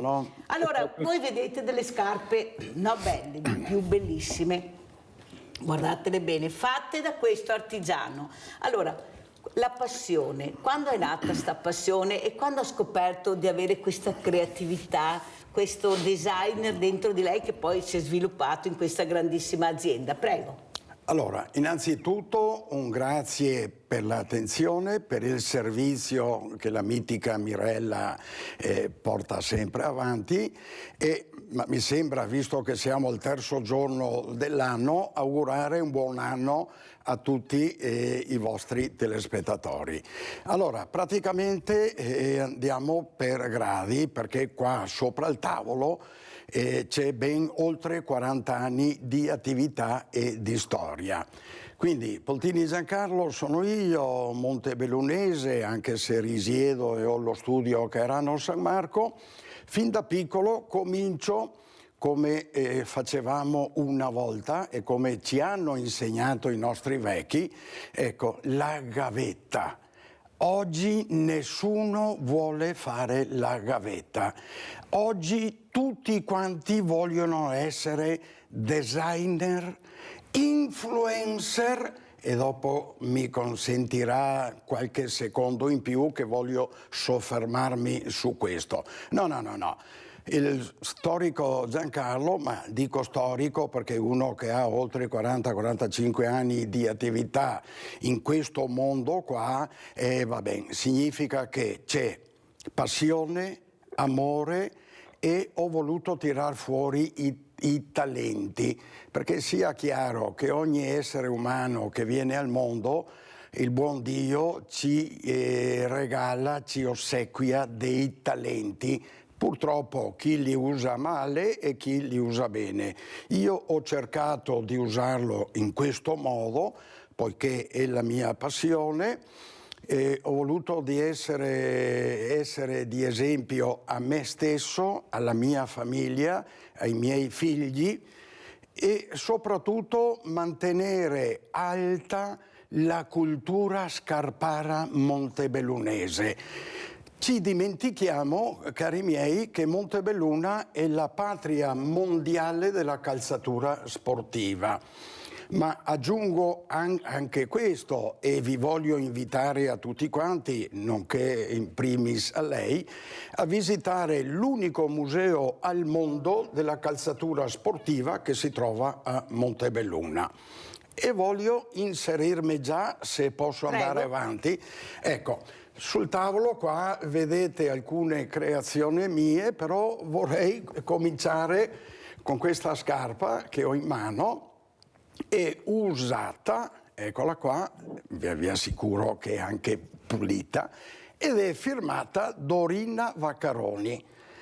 Io che sono Pontini, un piccolissimo artigiano, un piccolissimo modellista, però anche con molto orgoglio, e lo voglio sottolineare perché sono stato così capace a soddisfare un'esigenza tecnica a questa grandissima atleta veneziana che ha vinto le Olimpiadi nella scherma, Dorina Vaccaroni, ripeto, con questa scarpa qua, di cui mezzo paio è qui e l'altro mezzo è esposto al Museo Sport System a Montebelluna.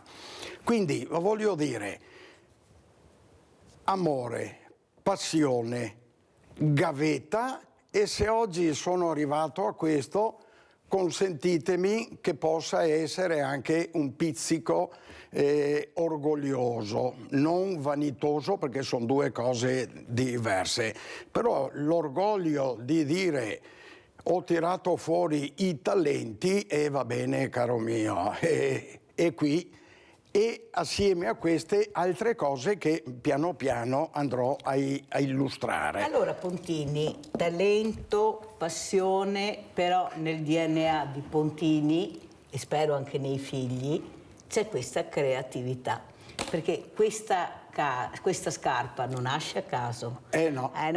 C'è un qualcosa all'interno di Pontini che al mattino si è svegliato e ha detto ma forse provo a fare questo, perché era un qualcosa che lui aveva dentro e che sviluppava in questa arte meravigliosa che è l'artigiano che crea, che hanno massacrato, che hanno eliminato in buona parte, purtroppo, uccidendo il nord-est, perché era fatto di questo il nord-est, o sbaglio? Certo, non era fatto di multinazionale, era fatto di questi artigiani, di questi piccoli industriali, anche con la quinta elementare, che sono andati nel mondo e mettevano il tappeto rosso, e noi invece neanche li salutavamo. Non noi, naturalmente lo Stato, noi sì, ma i governi no, perché non li supportavano, anzi venivano visti come evasori perché lavoravano 24 ore al giorno e magari si sono fatti qualche appartamento, qualche casa in più, ma lavoravano 24 ore al giorno tutta la famiglia. Però gli evasori eravamo noi, eravamo qua il nord-est che evadeva, che truffava, che ne faceva di tutti i colori. E hanno azzerato Pontini quella realtà che era la linfa, la spina dorsale del paese, perché tutto partiva da qua, dalla creatività del nord-est. Sentiamo e salutiamo anche Lorenzo Morao. Morao, cosa dice? Inserirmi in questa interessante conversazione e presentazione è sempre un po' difficile, anche se i veri valori del nord-est escono sempre e bisogna ricordarli. Quello che ha fatto i calzaturieri nel Montebellunese è davvero una cosa eccezionale, è stata, e continuano a farli. E questo ci collega con quelle generazioni dei nostri anziani, diciamo, no, passate, che si sono messe a lavorare di brutto, ma con gioia, passione, mettendoci tutto quello che potevano mettersi e trovavano modo, nonostante tante difficoltà, di trovare sempre il momento, la ragione, la motivazione per andare avanti, per creare cose nuove, senza pretendere in cambio chissà quali onori, chissà quali aiuti, quali sovvenzioni, eccetera, ma sono loro che hanno creato davvero la nostra civiltà veneta, che ancora, nonostante tutto, deve andare avanti, no? E deve essere orgogliosa, come dice il signor Pontini, di quello che è stato fatto e di quello che è ancora in grado di fare. E collegandomi anche al discorso del direttore Bellò, tutti questi valori possono e possiamo farli andare avanti finché l'amore per la vita è più grande delle nostre paure, perché se continueranno così a far crescere paura su paura, è difficile che conserviamo quell'atteggiamento positivo che ha creato tante cose.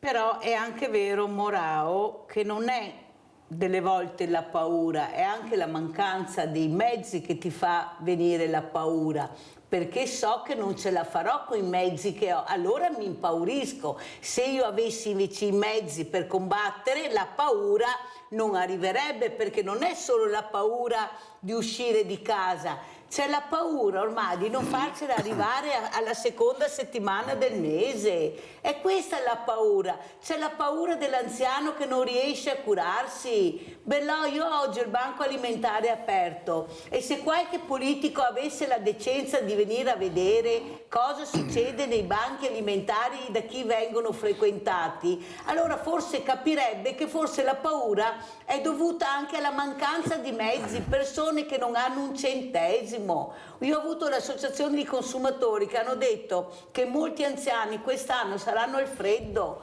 perché non riusciranno a pagare le bollette e a riscaldarsi, e questa è la paura che dobbiamo combattere, non la paura fisica in quanto di uscire o i giovani, ma quali giustamente lei ha detto una volta si lavorava, e qua adesso sento Pontini, si faceva la gavetta.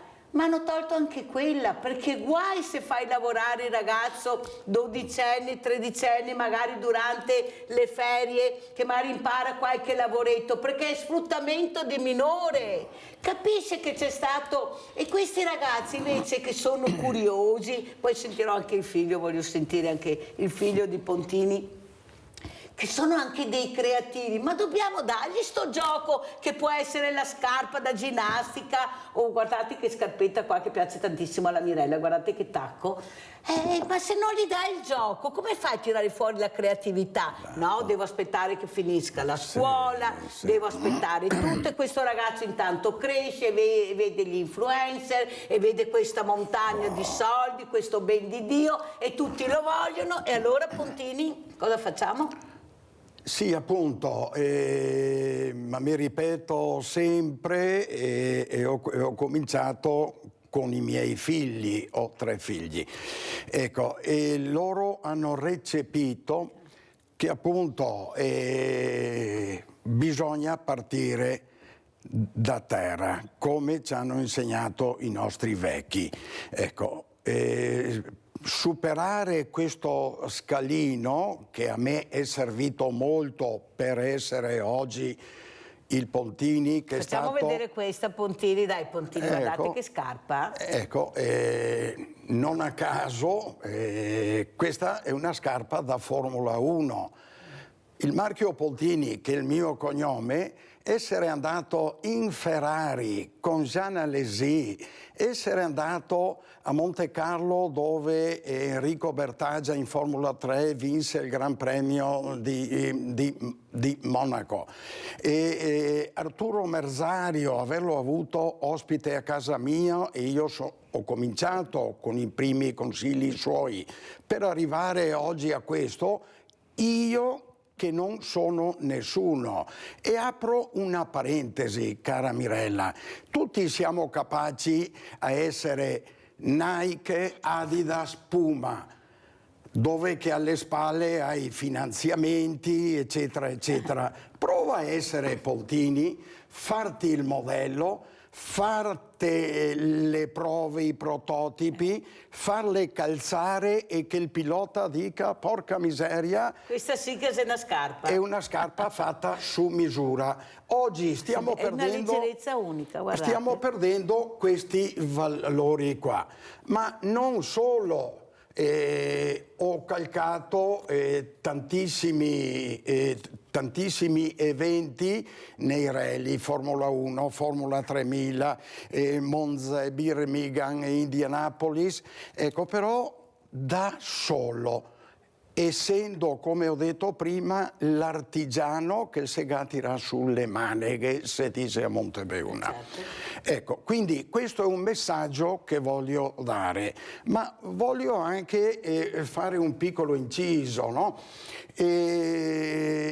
credo che in un messaggio mio l'ho anche scritto, l'ho detto, che nella Bibbia non è scritto che dobbiamo essere tutti ingegneri, architetti, scienziati, commercialisti, no, calma, notai. fermi. Oggigiorno stanno mancando queste specialità qua. Un bravo modellista, un bravo tecnico, un bravo tagliatore. A Montebelluna non si trova più un tagliatore che sa tagliare la pelle a mano, perché sia chiaro che i primi campionari vanno tagliati a mano. E io questo mestiere l'ho fatto per 5-6 anni quando ero giovane, a 15 anni. Quindi voglio dire, sta mancando questo, è un peccato. Stiamo distruggendo, quasi, ci manca poco, la cultura montebellunese, perché sono scappati tutti quanti all'estero, Cina, Romania, Taiwan, eccetera, eccetera, ma sono scappati, cara Mirella, perché?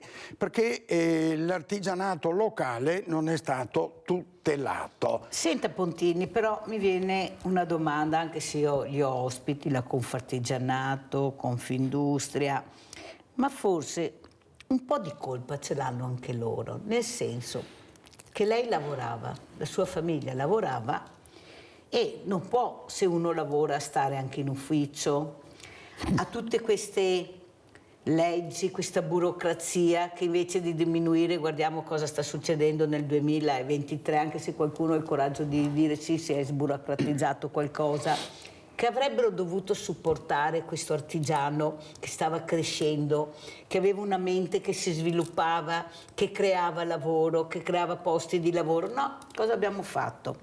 Queste piccole industrie, anche con dei nomi che poi sono diventati anche importanti, li hanno fatti andare all'estero. Allora era di moda la Romania. Sì. No, ma ti do anche soldi se vai là. Sì. Cioè vai là, Sì.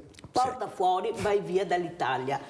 Capisce Pontini che forse chi di dovere, e sono le associazioni di categoria, questo lo dico io, non lo dice lei, ma confermo, perché io le ho conosciute, confermo, avrebbero dovuto fare questo. Confermo. Questo era il ruolo. Io ti pago, però aiutami a crescere. Esatto. Perché poi siete stati anche incolpati che non hanno saputo fare rete, non hanno saputo innalzarsi. Lei ci è riuscito, ma perché è un genio, l'avete sentito e l'avete visto, ed è riuscito a fare questo. Ma quanti non erano in grado di farlo e non sono stati supportati? Esatto. Cioè grandi geni, ma dopo si perdevano perché non erano in grado di farlo. Esatto. Allora commercialisti, poi abbiamo sentito negli anni cosa è successo anche con i commercialisti.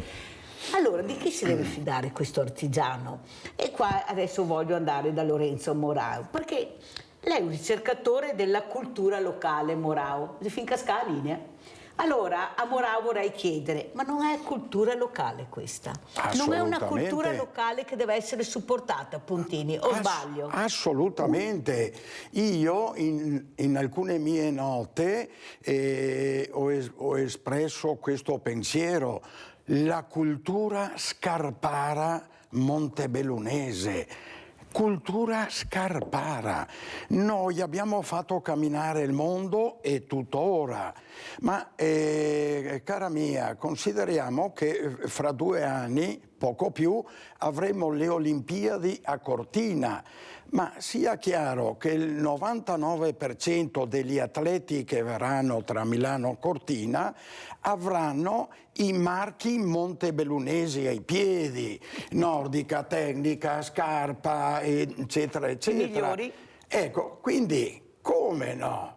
La cultura scarpara e non deve essere emarginata, tantomeno umiliata. E consentitemi questo. Bravissimo Pontini. Allora Morao, prima le chiedevo, ma lei è ricercatore di cultura locale, ma questa non è cultura locale, anzi più di cultura locale. No, ma... Questa è storia locale che si trasmette in cultura, o sbaglio Morao?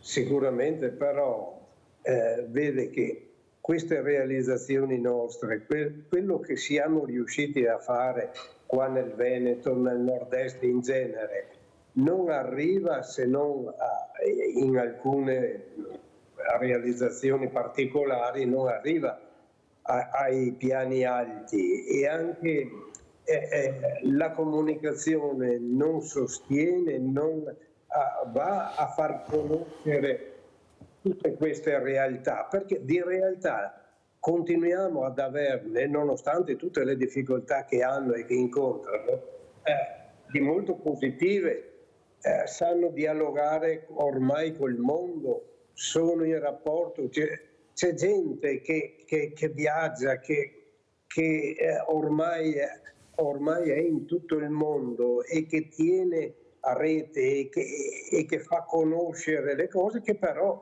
non sono note perché appunto la comunicazione non le sopporta e nemmeno chi è in alto non si accorge o finge di non accorgersi di tutte queste realtà. E così anche nel piano del terzo settore.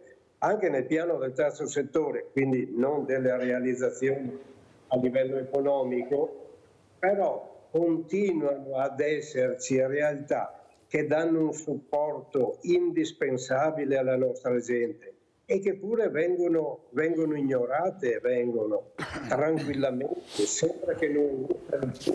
Anzi, seguendo i mass media, sembra che ormai il volontariato, eccetera, sia ormai, anzi, non sia più di moda e sia dimenticato proprio e che nessuno abbia voglia di dare una mano. E invece ci sono ancora tante realtà, tanto che a livello scolastico, ad esempio, ci sono delle iniziative che vanno proprio ad evidenziare le notizie buone e le portano ai ragazzi a far vedere come nonostante tutto ancora esistono queste realtà e sono indispensabili per il nostro benessere e per il nostro futuro. Senta Morao, io non so, ma vedo un quadro dietro di lei con una donna che sta preparando da mangiare, o sbaglio, sono le 10:40, cioè non è che in tutte le case succeda questo,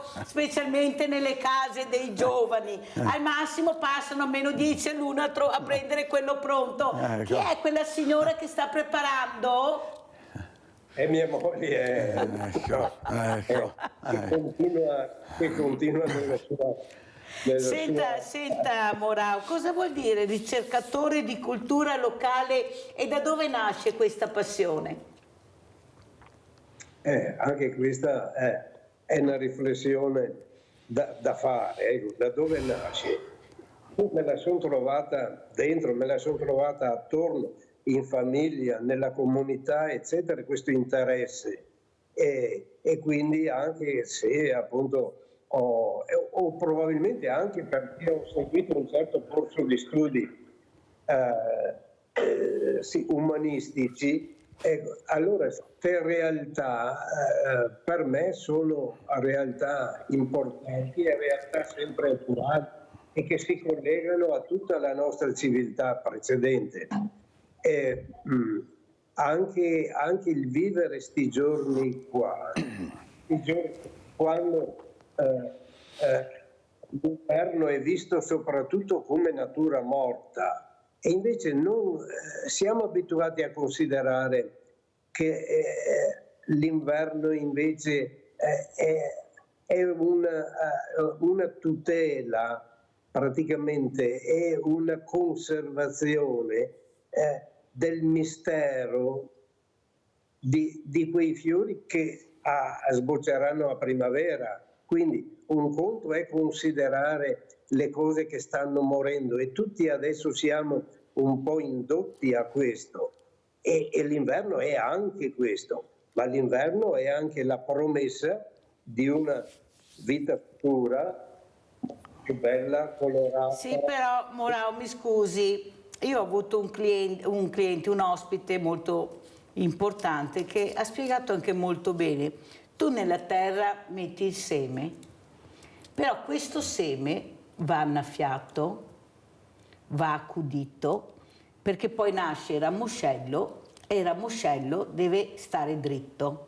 Perciò tu devi stare molto attento e lo devi seguire continuamente. Allora noi abbiamo seminato, ma chi è che guarda questi semi, che li annaffia, che li coltiva?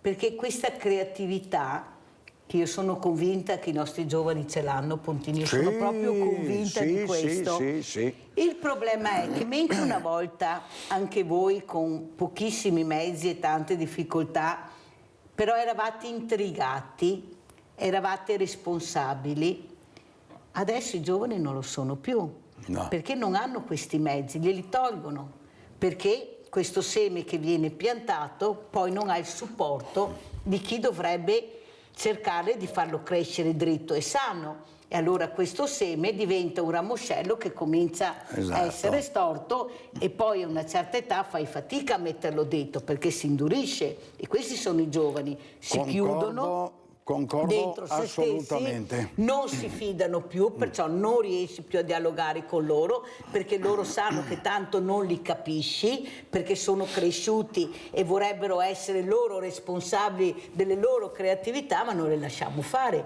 Io vado nelle scuole tantissime volte, sono andata anche tanti anni fa, e erano tutti laboratori ma diventati magazzini, erano magazzini, e allora come puoi dire questi ragazzi non hanno più voglia di fare niente? Ma dovrai pur fare la formazione, insegnargli il lavoro, come si fa, perché va bene la didattica, ma la manualità, quella che dice lei, ma per tagliare tu mi devi insegnare come si fa a tagliarla. Non puoi dirmi a 18 anni non ho il tagliatore, io ho 18 anni ma nessuno mi ha detto che potevo anche imparare a tagliare la pelle. Prego, Pontini. Allora, lei ha centrato perfettamente, l'esempio calza, e mi associo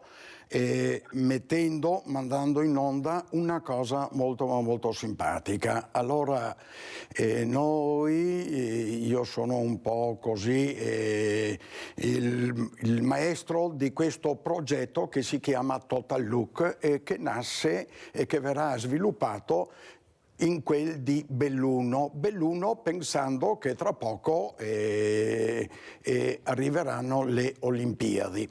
Allora abbiamo presentato lì un progetto il quale verrà sostenuto, pensi un po' lei, e me ne vanto e lo dico con molto orgoglio, dall'Università Bellinzona, nonché dall'Uni Dolomiti. Ci ha dato il grande appoggio anche il comune città di Belluno.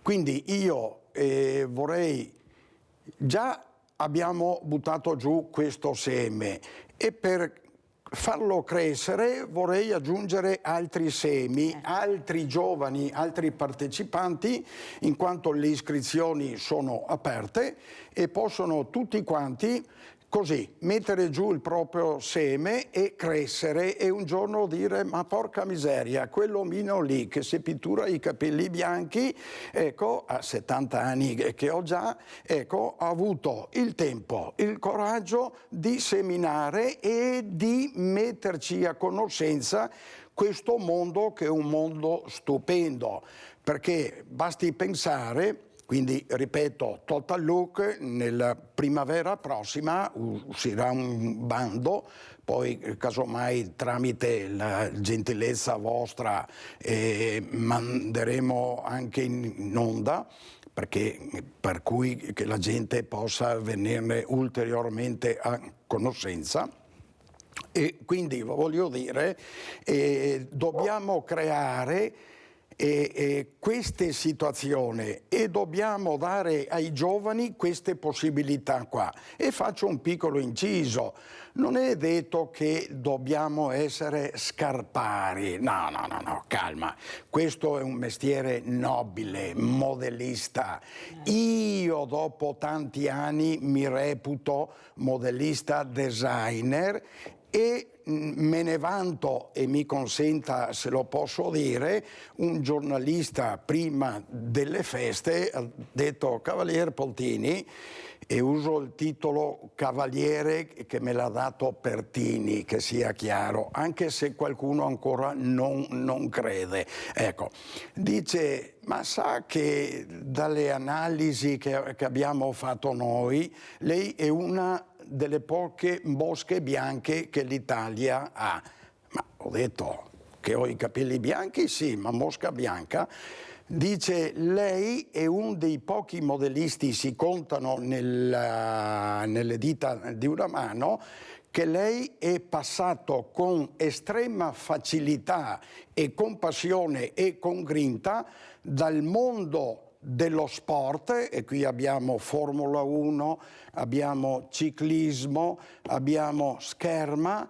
Dallo sport lei è passato al fashion, ma mi consenta di prendere in mano questa scarpa qua. Qua dentro è scritto Pontini Miss Paraguay. Nello scorso mese di settembre si è svolto in Sud America, nella capitale Asunción, ecco la Miss lì, grazie per il contributo. Le 18 finaliste hanno avuto le scarpe disegnate da me. Quindi voglio dire che questo è un mondo dove che trova spazio anche il fashion, la moda, dimentichiamoci che questo sia un mestiere povero, il scarper. No. Anche se, consentitemi questo, in questi giorni di festa, soprattutto voi donne, all'ultimo dell'anno, con scarpe tacco 12, mamma mia, avete rovinato i tacchi e non si trova più il calzolaio e il scarper. Ma non solo non si trova il calzolaio, non si trova più neanche un bravo idraulico, un bravo falegname. Quindi, ho detto prima, non è scritto sulla Bibbia che dobbiamo essere tutti quanti architetti, dottori, scienziati, influencer. Oggi sembra che nella Bibbia sia stato scritto dovete diventare influencer. Calma, fermatevi, per Dio, perché c'è anche questo mondo qua. E mi perdoni se mi inalbero. Pontini ha fatto bene a dirlo, ma una volta c'erano le scuole tecniche, poi a un certo punto Gesù, Giuseppe e Maria, visto che abbiamo fatto anche il presepio, è sparito tutto o poco, e soprattutto questa famiglia prima voleva tutti i dottori, poi voleva tutti i commercialisti, poi voleva tutti avvocati, e si è dimenticata forse, come dice lei, la famiglia, quella vera che una volta insegnava un lavoro, che era importante imparare, che incentivava il ragazzo a imparare. Adesso si è chiusa, guai toccare mio figlio, perché sennò mi metto in mezzo io e vediamo cosa succede. Basta vedere nelle scuole, solo se uno prende un brutto voto, cosa succede, perché non è stato capito, così dicono. No, tu non hai capito niente. Prima che non devi entrare in scuola, secondo me le scuole andrebbero chiuse e tu vai quando prendi appuntamento e sei ricevuto. Secondo, vogliamo capire che questi ragazzi hanno voglia di essere intrigati. Guardate nella robotica cosa riescono a fare. Allora, non diciamo che non sanno fare niente, cominciamo, come dice lei, a farli crescere un po' alla volta, insegnando loro anche quella che è la loro attitudine, la loro manualità, dove sono più portati. Cosa ci dice Morao? Giusto. D'accordissimo, davvero, perché le responsabilità in una società sono sì della classe dirigente, ma sono anche di tutti noi famiglie, perché se ai ragazzi diamo come obiettivi quelli di finire in televisione, quelli di farsi chiamare col nome con un'attività che prevede un nome inglese, eccetera, eccetera, e disprezziamo. Cioè, quando il signor Pontini dice Scarparo ha sempre avuto una grande dignità nelle comunità nostre. Scarparo non è l'ultimo lavoro, anzi, e quindi a ridare dignità alle attività che servono davvero alla comunità e servono anche alla persona per crescere, e non dare i miraggi per cui tutti devono inseguire chimere o sicuramente andare all'estero, eccetera, ma poi bisogna anche confrontarsi con la realtà e quindi vedere adesso in questa situazione di cosa c'è bisogno, come potrei inserirmi, come potrei essere utile alla comunità.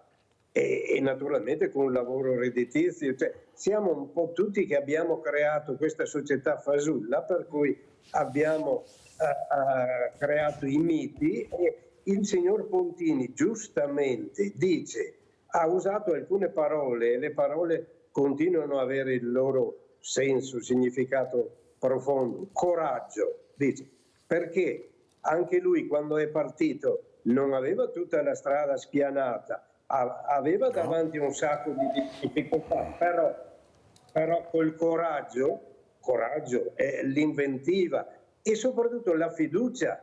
Quando il signor Pontini dice perché il mondo è ancora o può essere ancora stupendo, è anche la fiducia. Noi stiamo perdendo soprattutto questo, la fiducia nel futuro, la fiducia negli altri, eccetera, e quindi ci creiamo un mondo davvero piccolo e sconsolato, in cui non abbiamo un senso. Ecco, io nell'ultima commedia che stiamo portando in giro, esaltiamo proprio la situazione della comunità tipica di un tempo in cui, nonostante le difficoltà grosse, ciascuno alla fine aveva un posto e ogni cosa aveva un senso. Adesso stiamo perdendo i posti, non vediamo più i posti disponibili, no? E abbiamo perso l'abitudine di dare un senso alle cose e quindi siamo davvero spaesati. Ecco, ha detto la parola giusta, confusi e spaesati. Io vedo così i nostri giovani, sono confusi e spaesati perché non vengono ascoltati. Qualcuno sente ma non ascolta, che è diverso. Abbiamo Sandra da Padova. Ciao Sandra. Ciao Mirella e buongiorno agli ospiti. Io sono contentissima di sentire il Signore che è vicino a te, perché ho avuto la fortuna di frequentare anni fa, molti anni fa, quando avevo 20 anni, i calzaturieri di Stra. Ho conosciuto anche Fernando Caovilla, che dopo ha cambiato nome. Io ho ancora delle scarpe che hanno 50 anni. Ne ho regalate tante, però le ho tenute e le ho fatte risfolare, e devo dire che cammino da Dio. E, ecco, allora io mi chiedo, c'è una scuola, mi spiegavano all'epoca, appunto la scuola che fanno la tomaia e tutte ste robe. È sparita, ma perché secondo me? Per forza, sono arrivati i cinesi. Io per curiosità, sono curiosa, delle volte vado dentro in qualche negozio cinese e guardo le scarpe, perché ho sempre avuto una mania un po' delle scarpe della borsa e devo dire che sono fatte di cartone, cioè costano 30 euro, 25, 15, ma come fa una scarpa, scusa Mirella, come fa una scarpa a costare 30 euro? 30 euro, sarebbero 60.000 lire. Ma io mi chiedo, una volta si compravano un paio di scarpe, una volta ogni anno chi aveva la fortuna, magari privilegiava le scarpe e lasciava da parte il vestito. E mi diceva mia nonna, che era una gran signora, le scarpe e la borsa fanno la persona. Tu puoi avere uno straccetto, ma devi avere le scarpe come gli uomini, le scarpe belle, lucide, pulite. E invece purtroppo si sono rovinati i piedi, ste ragazze, scusami, con le scarpe a ginnastica. Io le chiamo scarpe da ginnastica, shaker, tutti questi nomi che non capisco. Sandra, devo chiudere perché sennò non ce la faccio da salutare anche il figlio di Pontini. Ecco, io dico solo una cosa, si rovinano i piedi perché la pianta del piede, mi spiegavano, come la ciabatta, si dilata. Vi saluto e saluto con un abbraccio questo signore. Grazie. Perché sono entusiasta, grazie, buona giornata. Mi fa piacere che veramente queste realtà che abbiamo, questi mitici, perché sono persone proprio dei miti, nel vero senso della parola, mitico e mitico, e non ce ne sono tanti, noi li abbiamo la fortuna di avere, sia qui questa mattina con noi. Allora Pontini, prima di salutarci e di lasciare il posto a suo figlio con un veloce saluto, non voleva, ma è giusto vedere che ha seminato bene, ecco, questi semi li ha fatti crescere bene. Ecco perché con la famiglia un po' alla volta, annaffiato, tenuto bello sempre dritto, regole. Ecco, come ci vuole salutare Pontini e cosa vuole dire a questo mondo politico che dovrebbe forse attenzionarvi di più, perché sono realtà che vanno supportate? Ma io così lancio un SOS e dico questo, che la classe politica sia un attimino più sensibile al territorio nostro, a questo mondo nostro che è il mondo della calzatura, che siamo riusciti per le scarpe fine, tra il montebellunese per queste altre, ecco, e abbiamo fatto grande il Made in Italy. Avete sentito la differenza?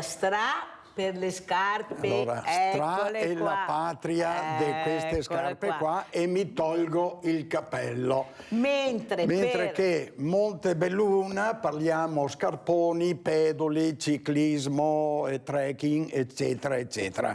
Quindi questo sommato ha fatto sì che noi mandassimo in giro per il mondo un bellissimo Made in Italy. Non solo, sia chiaro, lo ripeto, anche per i giovani che ci staranno seguendo magari, ecco, questo contributo serve anche per mantenere le radici, per lanciare, creare un stimolo, che è il stimolo dello sport, il stimolo fashion, che assolutamente non dobbiamo far morire questo Made in Italy che all'estero ci invidiano. Ma volevo aggiungere un'altra piccola cosa, se abbiamo qualche secondino in più. Ma io me ne vanto e sono anche orgoglioso che tramite il Consolato Italiano, Regione Veneta, quindi con l'appoggio del buon Zaia, ma sapete che il sottoscritto è anche docente nell'Università di Mendoza e Argentina e in parecchi istituti di Latino America, essendo che io parlo molto bene quella lingua là, e dove che porto il design, la modelleria, questa cultura che io ho nel sangue, ma non solo, ho creato anche l'entusiasmo che costoro venissero a vedere Montebelluna. Un dato storico, il rettore dell'Università di Mendoza, Argentina, ha detto: Pontini, non conosco né Venezia né Montebelluna. Detto fatto, è venuto a Montebelluna e ha detto: voi qui avete una cosa invidiabile. Però Pontini, posso dirlo, è vero, però dovete pensare anche al territorio, nel senso, questo marketing che c'è, sì, però fate fatica a usarlo nel territorio. Ad esempio, sentire Sandra, che non conosce, mi fa male. Sì. Mi fa male perché anche il nostro territorio, la nostra popolazione ha diritto di sapere che ci siete, di prendere questa scarpa perché l'ha spiegata. Ma se non vi conosce, non può. Allora, anche il marketing, quello che io dico, noi siamo bravi a creare, ma non siamo bravi a vendere. Perché? Esatto. Perché in Francia fa una bottiglia di plastica e la mette vicino alla Tour Eiffel e tutto il mondo prende bottiglia di plastica. Noi facciamo la Tour Eiffel e non riusciamo ad esportarla, a parte qualche raro caso. Forse il marketing territoriale dovrebbe essere investire di più anche in questo, perché sono le realtà che anche i nostri giovani devono conoscere a livello locale. Detto questo, andiamo a sentire cosa dicono i vicentini nel 2024. Ringrazio Giancarlo Pontini, designer, modellista storico, e facciamo entrare il figlio perché voglio che un saluto anche dal figlio, e poi saluto anche Lorenzo Morao. Andiamo a vedere i vicentini. So che Nadia? Vicenza è diventata invivibile dal punto di vista della sicurezza e quindi chiediamo sicuramente più sicurezza, però io punto in alto e chiedo qualcosa di più per il mondo, un po' di pace e un po' di umanità. La sicurezza in generale, un po' di pulizia anche. Per me il problema grosso è sempre Campomarzo. Non ci si trova una soluzione. Sarebbe un posto da frequentare giornalmente, soprattutto per chi abita in centro. Una passeggiata in Capomarzo sarebbe l'ideale. Ci sono tanti che chiedono soldi, ci sono tanti che hanno anche un aspetto poco raccomandabile, soprattutto la sera. C'è un po' di polizia anche locale che gira un po' di più, sarebbe meglio. Sicuramente più sicurezza, visto i problemi che abbiamo qui di controllo del territorio e purtroppo anche di spaccio, soprattutto nella zona di Campomarzo e Viale Torino, Viale Milano, quelle zone lì. Speriamo che ci siano delle cose nuove, che venga fatto qualcosa, insomma, dai. Io spero sempre di felicità, di situazioni un po' più familiari, un po' di unione. Ci sono delle strade che sono ancora da sistemare. Un po' più di pulizia e di ordine per quello che riguarda alcune strade anche in centro. Andrea, mio fratello, quello medio, per anni la seguì. Va tutto bene. Quello che arriva, arriva. L'importante è avere salute.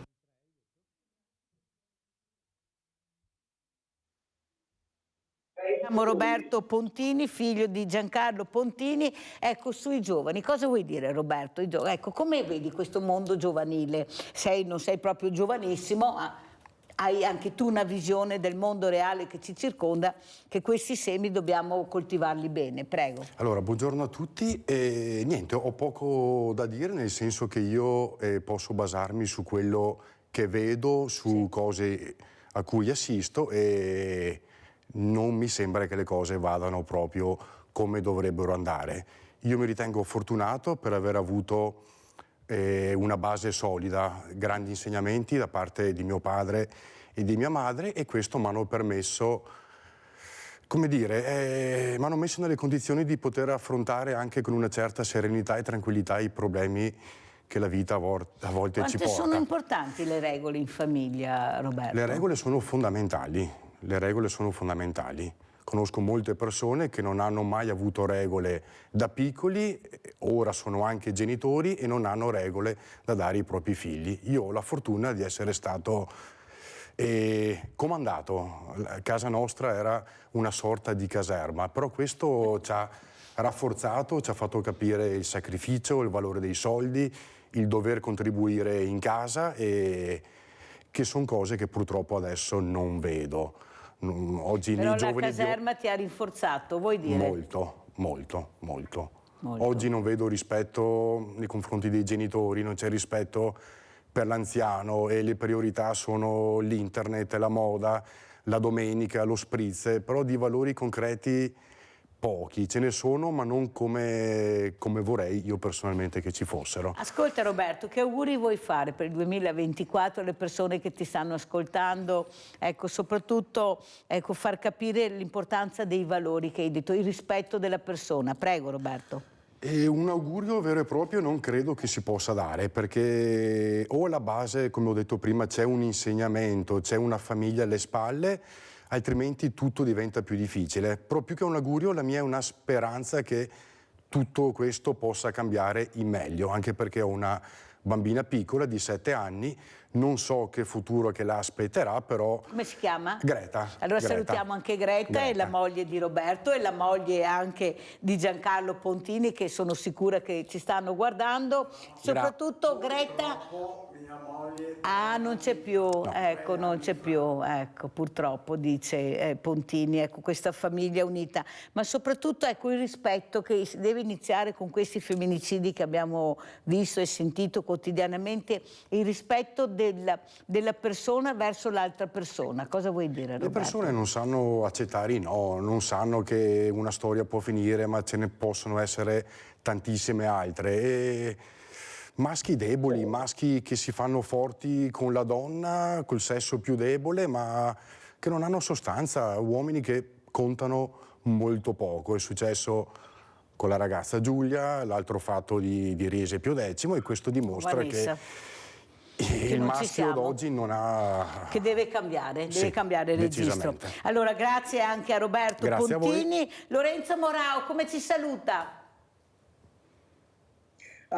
Niente, facendo ovvio un complimento, perché questi temi qua bisogna insistere sul mettere in evidenza, sul valorizzare, sul fare le giuste critiche un po' a chi di dovere e un po' a tutti noi, e cercare appunto quali sono i valori su cui fondare anche il nostro futuro, perché se non abbiamo appunto qualcosa alle spalle che ci tiene su, siamo come i giovani, anche noi, confusi e dispersi. Quindi, Grazie anche a Lorenzo Morau, ricercatore di cultura locale. Devo chiudere perché ho forato anche stamattina. Funziona così con Mirella. Grazie alla famiglia Pontini. Pubblicità.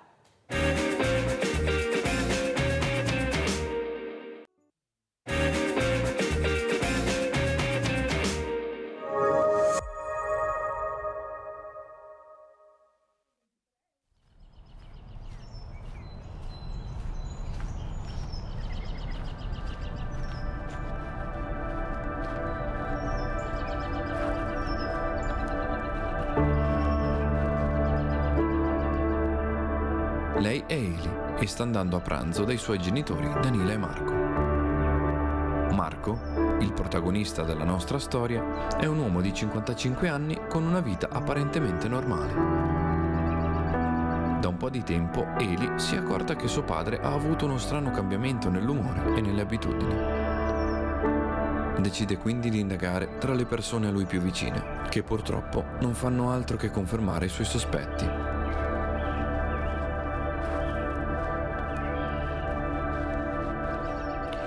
Prossima settimana ti va se andiamo alla fiera delle zucche, dato che ti piacciono?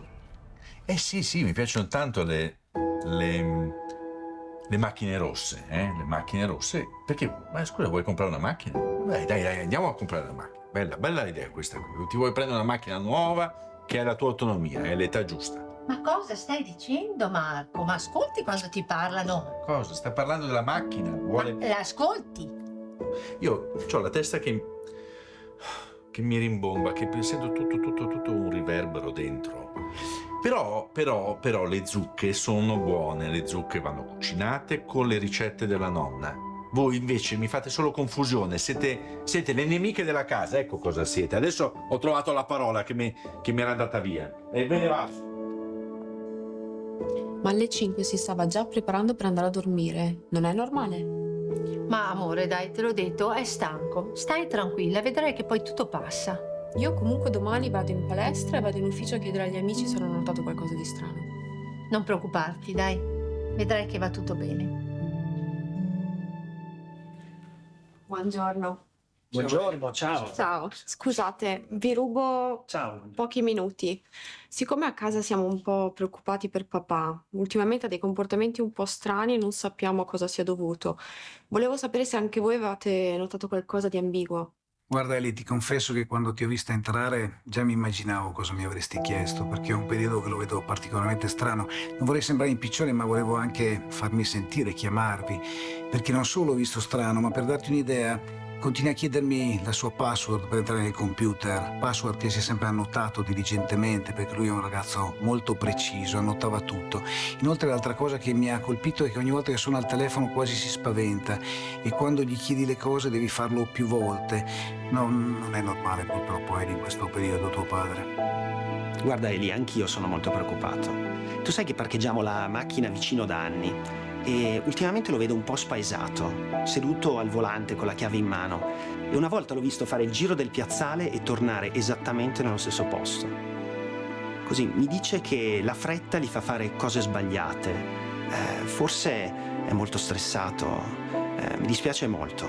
Avete notato le stesse cose che abbiamo notato io e mia madre a casa. Grazie comunque per la collaborazione. Ci manca bisogno, siamo qua. Facci sapere. Grazie mille. Ciao Toto, ciao Francesco. Ciao, buongiorno. Volevo dirvi una cosa, siccome noi ultimamente a casa stiamo notando dei comportamenti strani in papà, volevo capire se anche voi avevate notato qualcosa di strano. Guarda Ali, ne abbiamo parlato con i ragazzi poco fa. Marco non è mai stato irascibile. Ti racconto questa. L'altro giorno eravamo al bar, lui ha ordinato una birra, il cameriere gliela porta,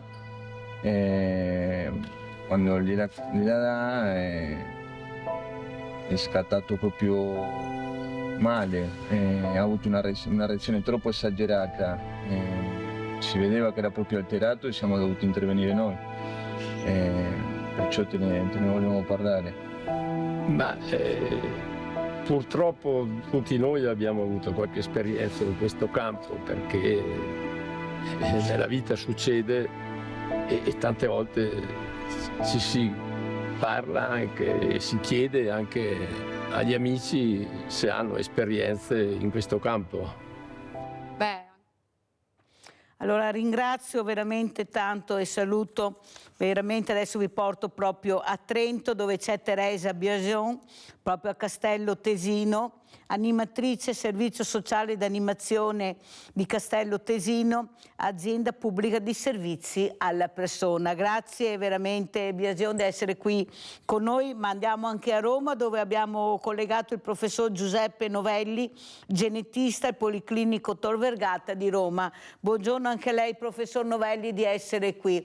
Allora io partirei proprio da lei professor Novelli. Ecco, prima io ho avuto questa caregiver, questa mamma che non si sente neanche più caregiver, con questo marito che ha iniziato ad avere questi sintomi precoci di Alzheimer a neppure 40 anni, questa donna abbandonata a se stessa perché non c'è un supporto sia economico che veramente anche affettivo da parte di chi dovrebbe starle vicino, 2 bambini molto piccoli, 10 e 14 anni, uno è stato insignito anche dal Fiere della Repubblica dal Presidente Mattarella, ma tutto finisce là. Ecco, e soprattutto la preoccupazione di questa mamma di crescere questi figli, ecco, di una anche ereditaria purtroppo questa malattia di suo marito che dipende anche e soprattutto da un'ereditarietà del padre. Mi diceva Michela, ma cosa sta succedendo? E siamo informati di quello che potremmo invece sapere anche di più? Abbiamo le conoscenze esatte, il supporto anche psicologico che dovremmo avere? Professor Novelli, cosa ci dice? La prima cosa da dire è fare una diagnosi corretta, perché se non vado errato da quello che vedo, mi pare di capire che si sospetta una malattia di Alzheimer di tipo familiare, o sbaglio? Perché sì. Ancora una diagnosi corretta, e immagino che i colleghi l'abbiano fatto sulla base sia delle risonanze, sia delle PET, sia dei test funzionali. Ora, in alcuni casi, soprattutto queste forme ad esordio precoce, quindi quello diciamo noi ad esordio giovanile, come mi pare di capire in questo caso, fanno parte di quelle forme di degenerazione tipo Alzheimer che comprendono più o meno il 5% di tutte le forme finora note che sono senili, un po' più avanzate. In questi casi qui bisogna fare, appunto, quando è dimostrato che sono casi giovanili, fare una diagnosi genetica oltre alla diagnosi clinica, che immagino sia stata già fatta, e vedere quale gene e quale mutazione circola in questa famiglia. Questo è importante per poter capire e avere una diagnosi corretta della malattia. Possiamo fare ben poco sulla prognosi, però sappiamo che conoscere è il primo stadio per trovare delle soluzioni. Su queste malattie si stanno sperimentando anche nuovi farmaci. Purtroppo il test di anticorpi monoclonali che sono stati fatti non hanno dato dei grandi risultati come atteso, ma ci si sta lavorando moltissimo. Però il primo passo è quello di una diagnosi accurata e poi tutto il resto. Allora sentiamo anche Teresa Biasion, che saluto, lei è animatrice appunto questi servizi sociali, questi servizi alla persona soprattutto che mancano tantissimo nel nostro paese, perché noi sì abbiamo delle realtà veramente eccezionali, dei fiori all'occhiello, però la maggioranza dei casi, anche dalle telefonate che ho ricevuto questa mattina a Biasion, siamo molto lontani da quello che dovrebbe essere il servizio alla persona e alla famiglia. Sto parlando di una famiglia appunto con 2 bambini molto piccoli, questo papà ha iniziato che il bambino aveva 8 anni e il più grande ne aveva 10, però questa mamma che si ritrova da sola, e mi piace di averla ospite perché vorrei mettervi in contatto per cercare di aiutare, ecco, veramente Michela, perché non ce la fa più veramente, è da sola, abbandonata a se stessa, con una retta poi altissima che poi lei deve anche pagare. Prego, Biasion. Ma purtroppo questo problema dell'Alzheimer, delle demenze, sta veramente esplodendo in questo ultimo periodo e ci sono sempre più casi e sempre più persone che hanno bisogno d'aiuto.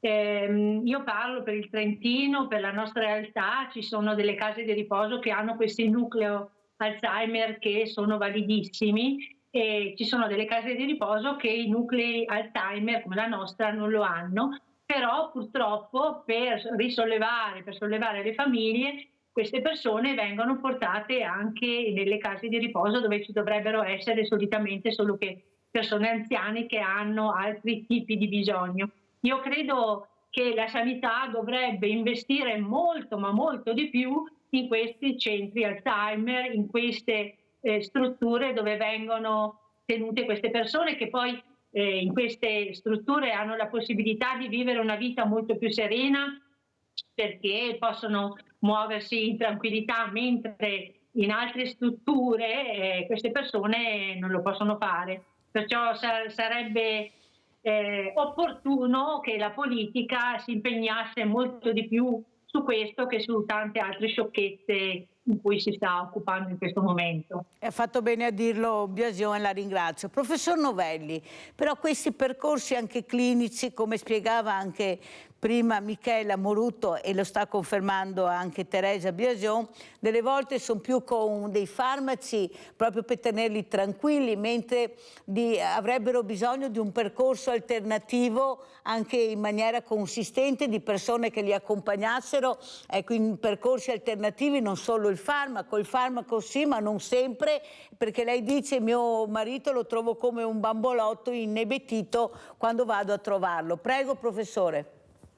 No, ha perfettamente ragione, ma le dicevo, questa è la maggior parte delle malattie croniche degenerative del cervello, come questa, e naturalmente sono tutte diverse, ognuno da loro, e vanno appunto per questo diagnosticate bene e sapere che cosa ci aspetta in base alla diagnosi corretta. Se c'è una diagnosi genetica va fatta e sulla base di quello poi, come lei giustamente dice, ci vogliono opportunamente delle strutture che sono adeguate. In molti paesi europei oggi funzionano bene questi sistemi e stanno dando anche dei buoni risultati, perché è evidente che a casa diventa un problema per loro, per la famiglia e per tutti, diciamo, no? Perché potrebbero non solo farsi male, ma far male alle strutture, ai loro familiari. Quindi vanno seguiti, e oggi sappiamo che alcune strutture europee che seguono bene con anche processi innovativi aiutano moltissimo al recupero, anche se non totale, ma parziale, di questi soggetti. I farmaci devono fare tutto il resto, è evidente. Professor Novelli, ma secondo lei, che è un addetto ai lavori molto serio e competente, non è che noi ci laviamo le mani con le case di riposo dove mettiamo dentro di tutto e più, dall'autistico all'Alzheimer, mentre come dice lei basterebbe copiare anche un'Europa dove abbiamo degli esempi positivi? Non mi sente? No, pochissimo, a pezzi, non so perché. Ancora, proviamo a sentire allora Biasion, intanto che rivediamo il collegamento col professor Novelli. Allora Biasion, non le sembra che forse, ecco, parlare di case di riposo è proprio riduttivo e anche un po' umiliante per questi anche bambini che devono andare a trovare il loro genitore ancora giovane in queste strutture? Non le sembra che in Italia si fa troppo un minestrone di tutto e di più e non si riesce più a capire veramente qual è la realtà che ci circonda? Prego. Ah beh, questo sicuramente. Le case di riposo fino a 15 anni fa più o meno erano proprio per le persone anziane, dove venivano qui a riposare, dove potevano avere una vita tranquilla, accuditi e star sereni. Adesso arrivano persone giovani, persone malate, persone terminali, e purtroppo il servizio viene meno un po' per tutti quanti, perché se hai una persona terminale devi dare un dato servizio. e se togli il servizio agli anziani per darlo a queste persone, gli anziani rimangono senza i servizi. Io dico che ci sono delle case che hanno questi centri, questi nuclei Alzheimer che sono favolosi, hanno delle stanze dove le persone possono camminare, dove non ci sono pericoli, come diceva il professore, che sono pienamente d'accordo con quello che ha detto. Ci sono delle strutture in Olanda, nei Paesi Bassi, che sono meravigliose. Purtroppo in Italia no, e vengono messi insieme persone giovani insieme a persone anziane, che non fa bene né ai giovani né agli anziani. Però Biasio, non è che in questa maniera si colpisce ancora di più la famiglia, che diventa ancora più fragile, con dei costi anche onerosi, come diceva Michela, che lei non riesce a supportare, deve crescere 2 bambini, è da sola, lavora da sola, per fortuna che dei genitori che la sostengono un po', ma non è così semplice. Ecco, secondo lei perché la politica non ascolta? Quella che dovrebbe decidere, visto che dicono gli italiani vogliono, no? Gli italiani vogliono servizi alle persone, non colate di cemento. Prego Biasio. Purtroppo ci sono poche strutture, ci sono poche risorse e c'è sempre poco di tutto. E le famiglie in Trentino siamo, diciamo, più fortunati perché la provincia di Trento, la provincia autonoma di Trento, mette una parte della retta delle persone che vengono ricoverate nelle strutture, e questo è un grande sollievo. Però so che in tante altre regioni le strutture sono private e abbiamo visto anche ultimamente nei TG che strutture esistono in giro, strutture private che sono delle case gestite da persone senza nessuna competenza, che tengono in maniera vergognosa queste persone. La politica dovrebbe occuparsi di più appunto di questo problema, noi lo continuiamo a dire. Capiamo che insomma ci sono anche altri problemi in sanità, non ci sono solo le case di riposo, però anche i servizi sociali dovrebbero aiutare di più queste persone, perché sono veramente dei problemi grossi e ci sono delle persone che veramente vivono male, perché anche i caregiver è faticoso assistere e stare assieme a delle persone con queste malattie. Io ad esempio penso che il marito di Michela, non so se il professore Ecco, noi se abbiamo, eccolo qua il collegamento, poi le rifarò la domanda di prima, professore, però il marito di Michela, se avesse avuto la possibilità di rimanere a casa con un aiuto veramente, che è il servizio alla persona fornito dalle ULSS, dalla regione, forse Michela, come aveva tentato di fare, l'avrebbe tenuto volentieri a casa, perché stiamo parlando anche di 2 minori che accudivano anche loro il loro papà, e capite bene per 2 bambini piccoli cosa vuol dire vedere allontanato il papà, o soprattutto andarlo a trovare in una struttura che non è quella adeguata. Ma perché, professore, non si riesce a copiare? Lei ha detto dei casi che abbiamo, e l'ha ripetuto anche Biasion, in Olanda e in altri paesi dove queste strutture ci sono. Ma perché, professore, si fa così fatica a capire che anche qui da noi, e lo dico alla Biasion, la regione investe, se uno non ha la possibilità di pagare la retta arriva la regione, però sono le strutture che mancano, non ci sono liste dell'attesa incredibili. Prego, professore, perché la scienza e la ricerca e la tecnologia fanno passi da gigante, però dopo tutto si ferma se non si investe in questo. Allora il vostro lavoro va perduto, professore, prego. È vero, io le ho mandato adesso sulla chat un indirizzo del villaggio Alzheimer fatto a Roma dalla Fondazione Roma. È una fondazione privata fatto da un mecenate straordinario che è il professore Emanuele, e che io ho visitato, ed è una struttura di Alzheimer che non ha niente da invidiare a quelli europei dell'Olanda. Vi ho mandato il link dove ci sono tutte le informazioni, e l'ha realizzato appunto una struttura, una fondazione privata, una che raccoglie appunto finanziamenti e fa le cose. Il villaggio Alzheimer è qualcosa di veramente straordinario qui nella provincia di Roma. Io credo che a volte ci sono queste esperienze piccole che andrebbero copiate ed estese in tutte le regioni, ma qui è la politica. Io non faccio il politico e quindi su questo non ho niente da dire purtroppo, dovrebbero studiare di più, andare un po' meno alle feste e fare qualche altra cosa. Bravo professore, la ringrazio di averlo detto, però professore, ecco, la scienza, la ricerca, veramente se si investe in questo sta facendo dei passi da gigante, ha detto anche lei, abbiamo trovato dei farmaci nuovi, ci sono veramente dei percorsi diversi che possono aiutare, specialmente se si fa la prevenzione, perché la prevenzione è fondamentale, o sbaglio professore? È fondamentale e naturalmente, ripeto, in questi casi familiari possiamo fare anche qualcosa di più, cercare di capire e di fare quella che chiamiamo noi una medicina predittiva, no? Cioè prima che cominciano sintomi particolari, aiutare a seguire i pazienti e i suoi familiari. Naturalmente la ricerca, come lei ha visto, si è visto anche con il Covid, quando ci sono i finanziamenti adeguati le soluzioni si trovano anche in poco tempo. E quindi naturalmente ci sono sfide importanti come queste delle malattie croniche degenerative, è un po' come il grande problema del cancro, no? Vi si ricorderà che lo stesso Nixon disse 20 anni fa: investiamo $100 milioni e troviamo la cura per il cancro, ma ogni cancro ha una storia a sé, ogni persona ha il suo tumore e anche nelle malattie croniche degenerative la situazione è la stessa, cioè ogni malattia va studiata bene, quando la conosciamo bene troviamo anche le soluzioni. Ecco perché è importante la ricerca di base e continuare a lavorare e far lavorare questi giovani ragazzi nelle nostre università che non hanno niente da invidiare a tutto il mondo.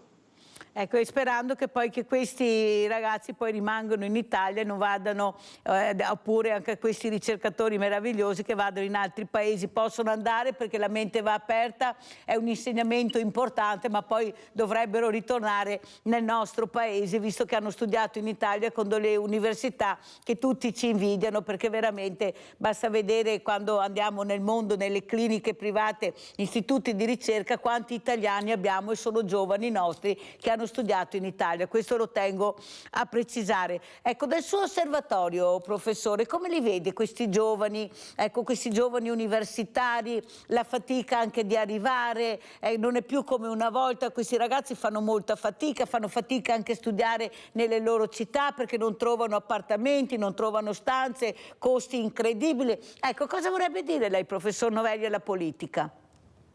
Ma che dovrebbe fare una maggiore attenzione a queste problematiche e purtroppo e soprattutto fare come accade anche in altri paesi, seguire gli esperti che fanno parte di gruppi di lavoro e di società serie, cioè non ci possiamo avere dove ognuno dice la sua ogni giorno e soprattutto quando una cosa è buona viene poi distrutta dall'amministrazione che ne segue perché magari è di colore diverso. Allora se una cosa funziona va tenuta, non va distrutta e ricominciare da capo. Qui ogni volta che cambia un governo, come abbiamo visto, cambia una legge, cambia una riforma, arriva un nuovo ministro e fa una nuova riforma dell'università e quindi noi siamo sempre a riformarci, no? Riformiamo e non andiamo mai avanti. Questo è il problema del nostro paese. Bisogna cercare di far sì che i giovani vanno via ed è giusto, come ha detto lei, che vadano via. Io fattore del rientro dei cervelli non ci ho mai creduto. Il problema è perché gli altri non vengono qui. Cioè perché i giovani albanesi, turchi, cinesi, marocchini non scelgono l'Italia come invece noi facciamo quando andiamo all'altro. Questa è la scienza, è fatta da persone, dobbiamo essere attrattivi e noi siamo pochi attrattivi. Per assumere un giovane oggi ci vogliono 200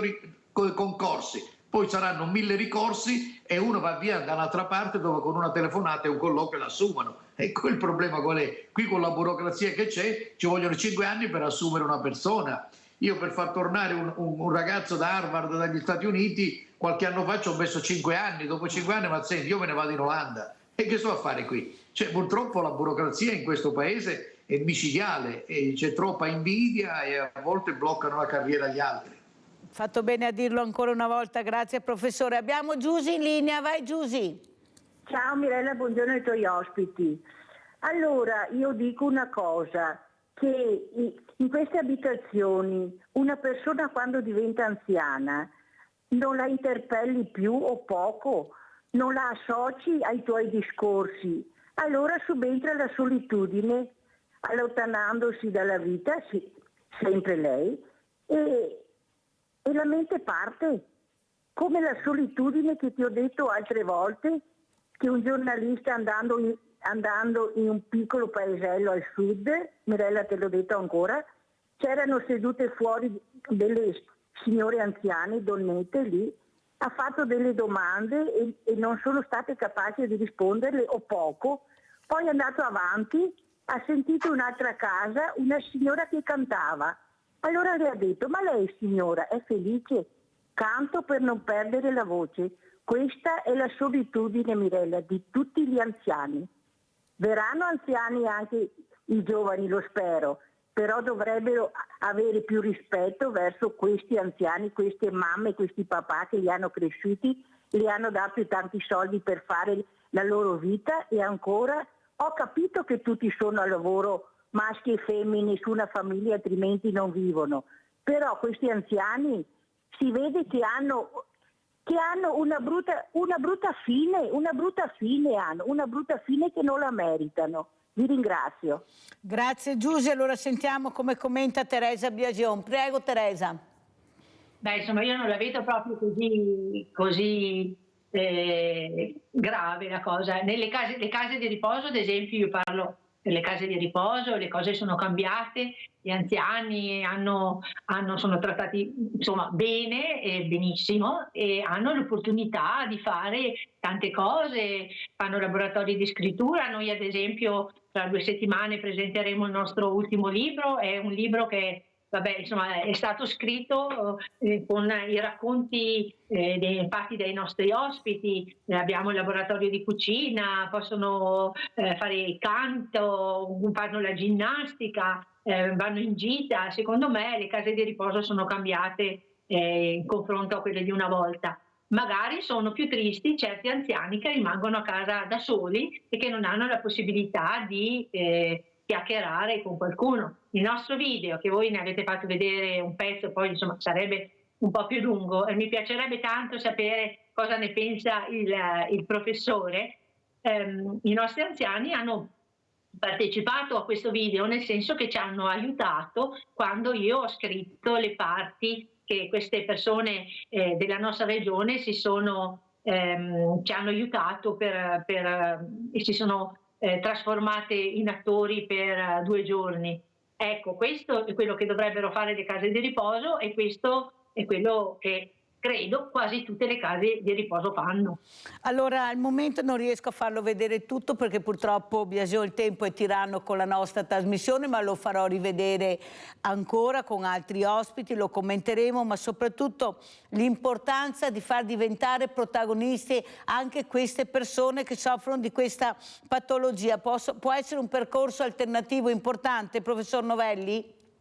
Sì, molto, molto importante. Vi ho mandato quel link che vi invito a vedere anche alla collega prima, e credo che sia importante che lo vedano perché è fatto proprio sulla strada e sulle indicazioni che lei ci ha fornito. Le attività in questo villaggio fanno parte proprio di come lei l'ha spiegato molto bene nel video, e mi compiaccio per chi ha fatto il video perché è fatto molto bene e mi ha rapito subito. Infatti ho capito subito di che patologia stavamo discutendo, quindi vuol dire che il messaggio anche scientifico è arrivato. Certo, dobbiamo fare qualcosa in più, purtroppo abbiamo visto che l'Istituto del Cervello della Rita Levi Montalcini non è stato finanziato quest'anno con l'ultima finanziaria e non si capisce perché. Speriamo che adesso trovano una soluzione. Allora è chiaro che a questo punto dice: come facciamo a trovare le soluzioni se poi chi ci governa non ci crede? E dovrebbero mandare a fare maggiore attenzione a queste cose. Professor Novelli, adesso si parla molto di intelligenza artificiale, ma non è che risolviamo il problema con l'intelligenza artificiale, perché dietro l'intelligenza artificiale c'è sempre una persona. Cosa dice, professore? L'intelligenza artificiale è utilissima ed è un'ottima cosa, ma come io ho detto anche recentemente ad un grande convegno a Roma, è una sorta di copilota. Cioè è un nostro copilota, non esiste nessuna intelligenza artificiale se non c'è un uomo al volante a fianco a lui, perché altrimenti non va da nessuna parte, perché la creatività e quindi poi l'intervenire sul problema immediato ce l'ha solo il cervello umano, che ancora nessuno è in grado di copiare. È straordinario.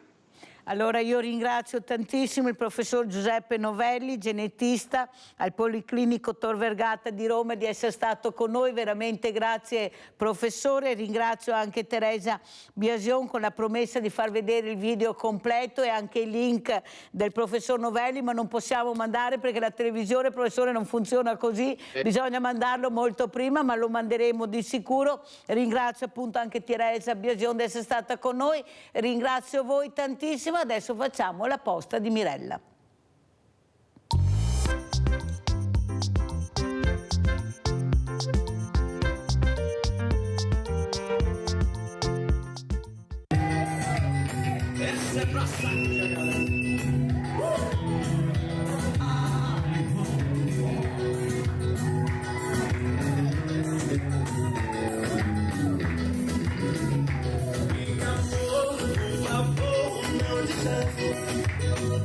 Fica junto e contigo me amarro. Vamos lá, vamos lá! O seu cheiro tem sabor me lembrar. Só não é bom quando você diz que vai embora. Olhei mais lá, vida sai céu de fogo. Onde mais eu ser comigo, amor é meu. Te pegar, te abraçar, cheio de beijos. Só não é bom quando você diz que vai embora. Fica bom.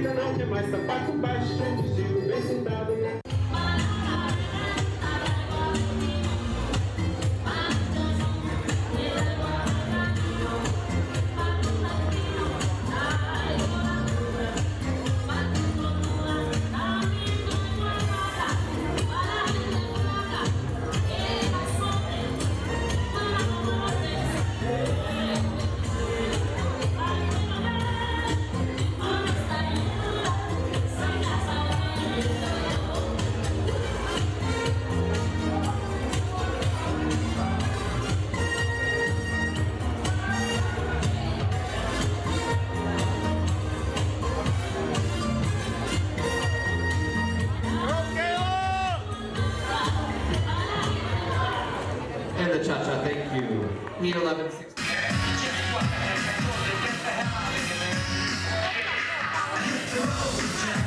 Don't you come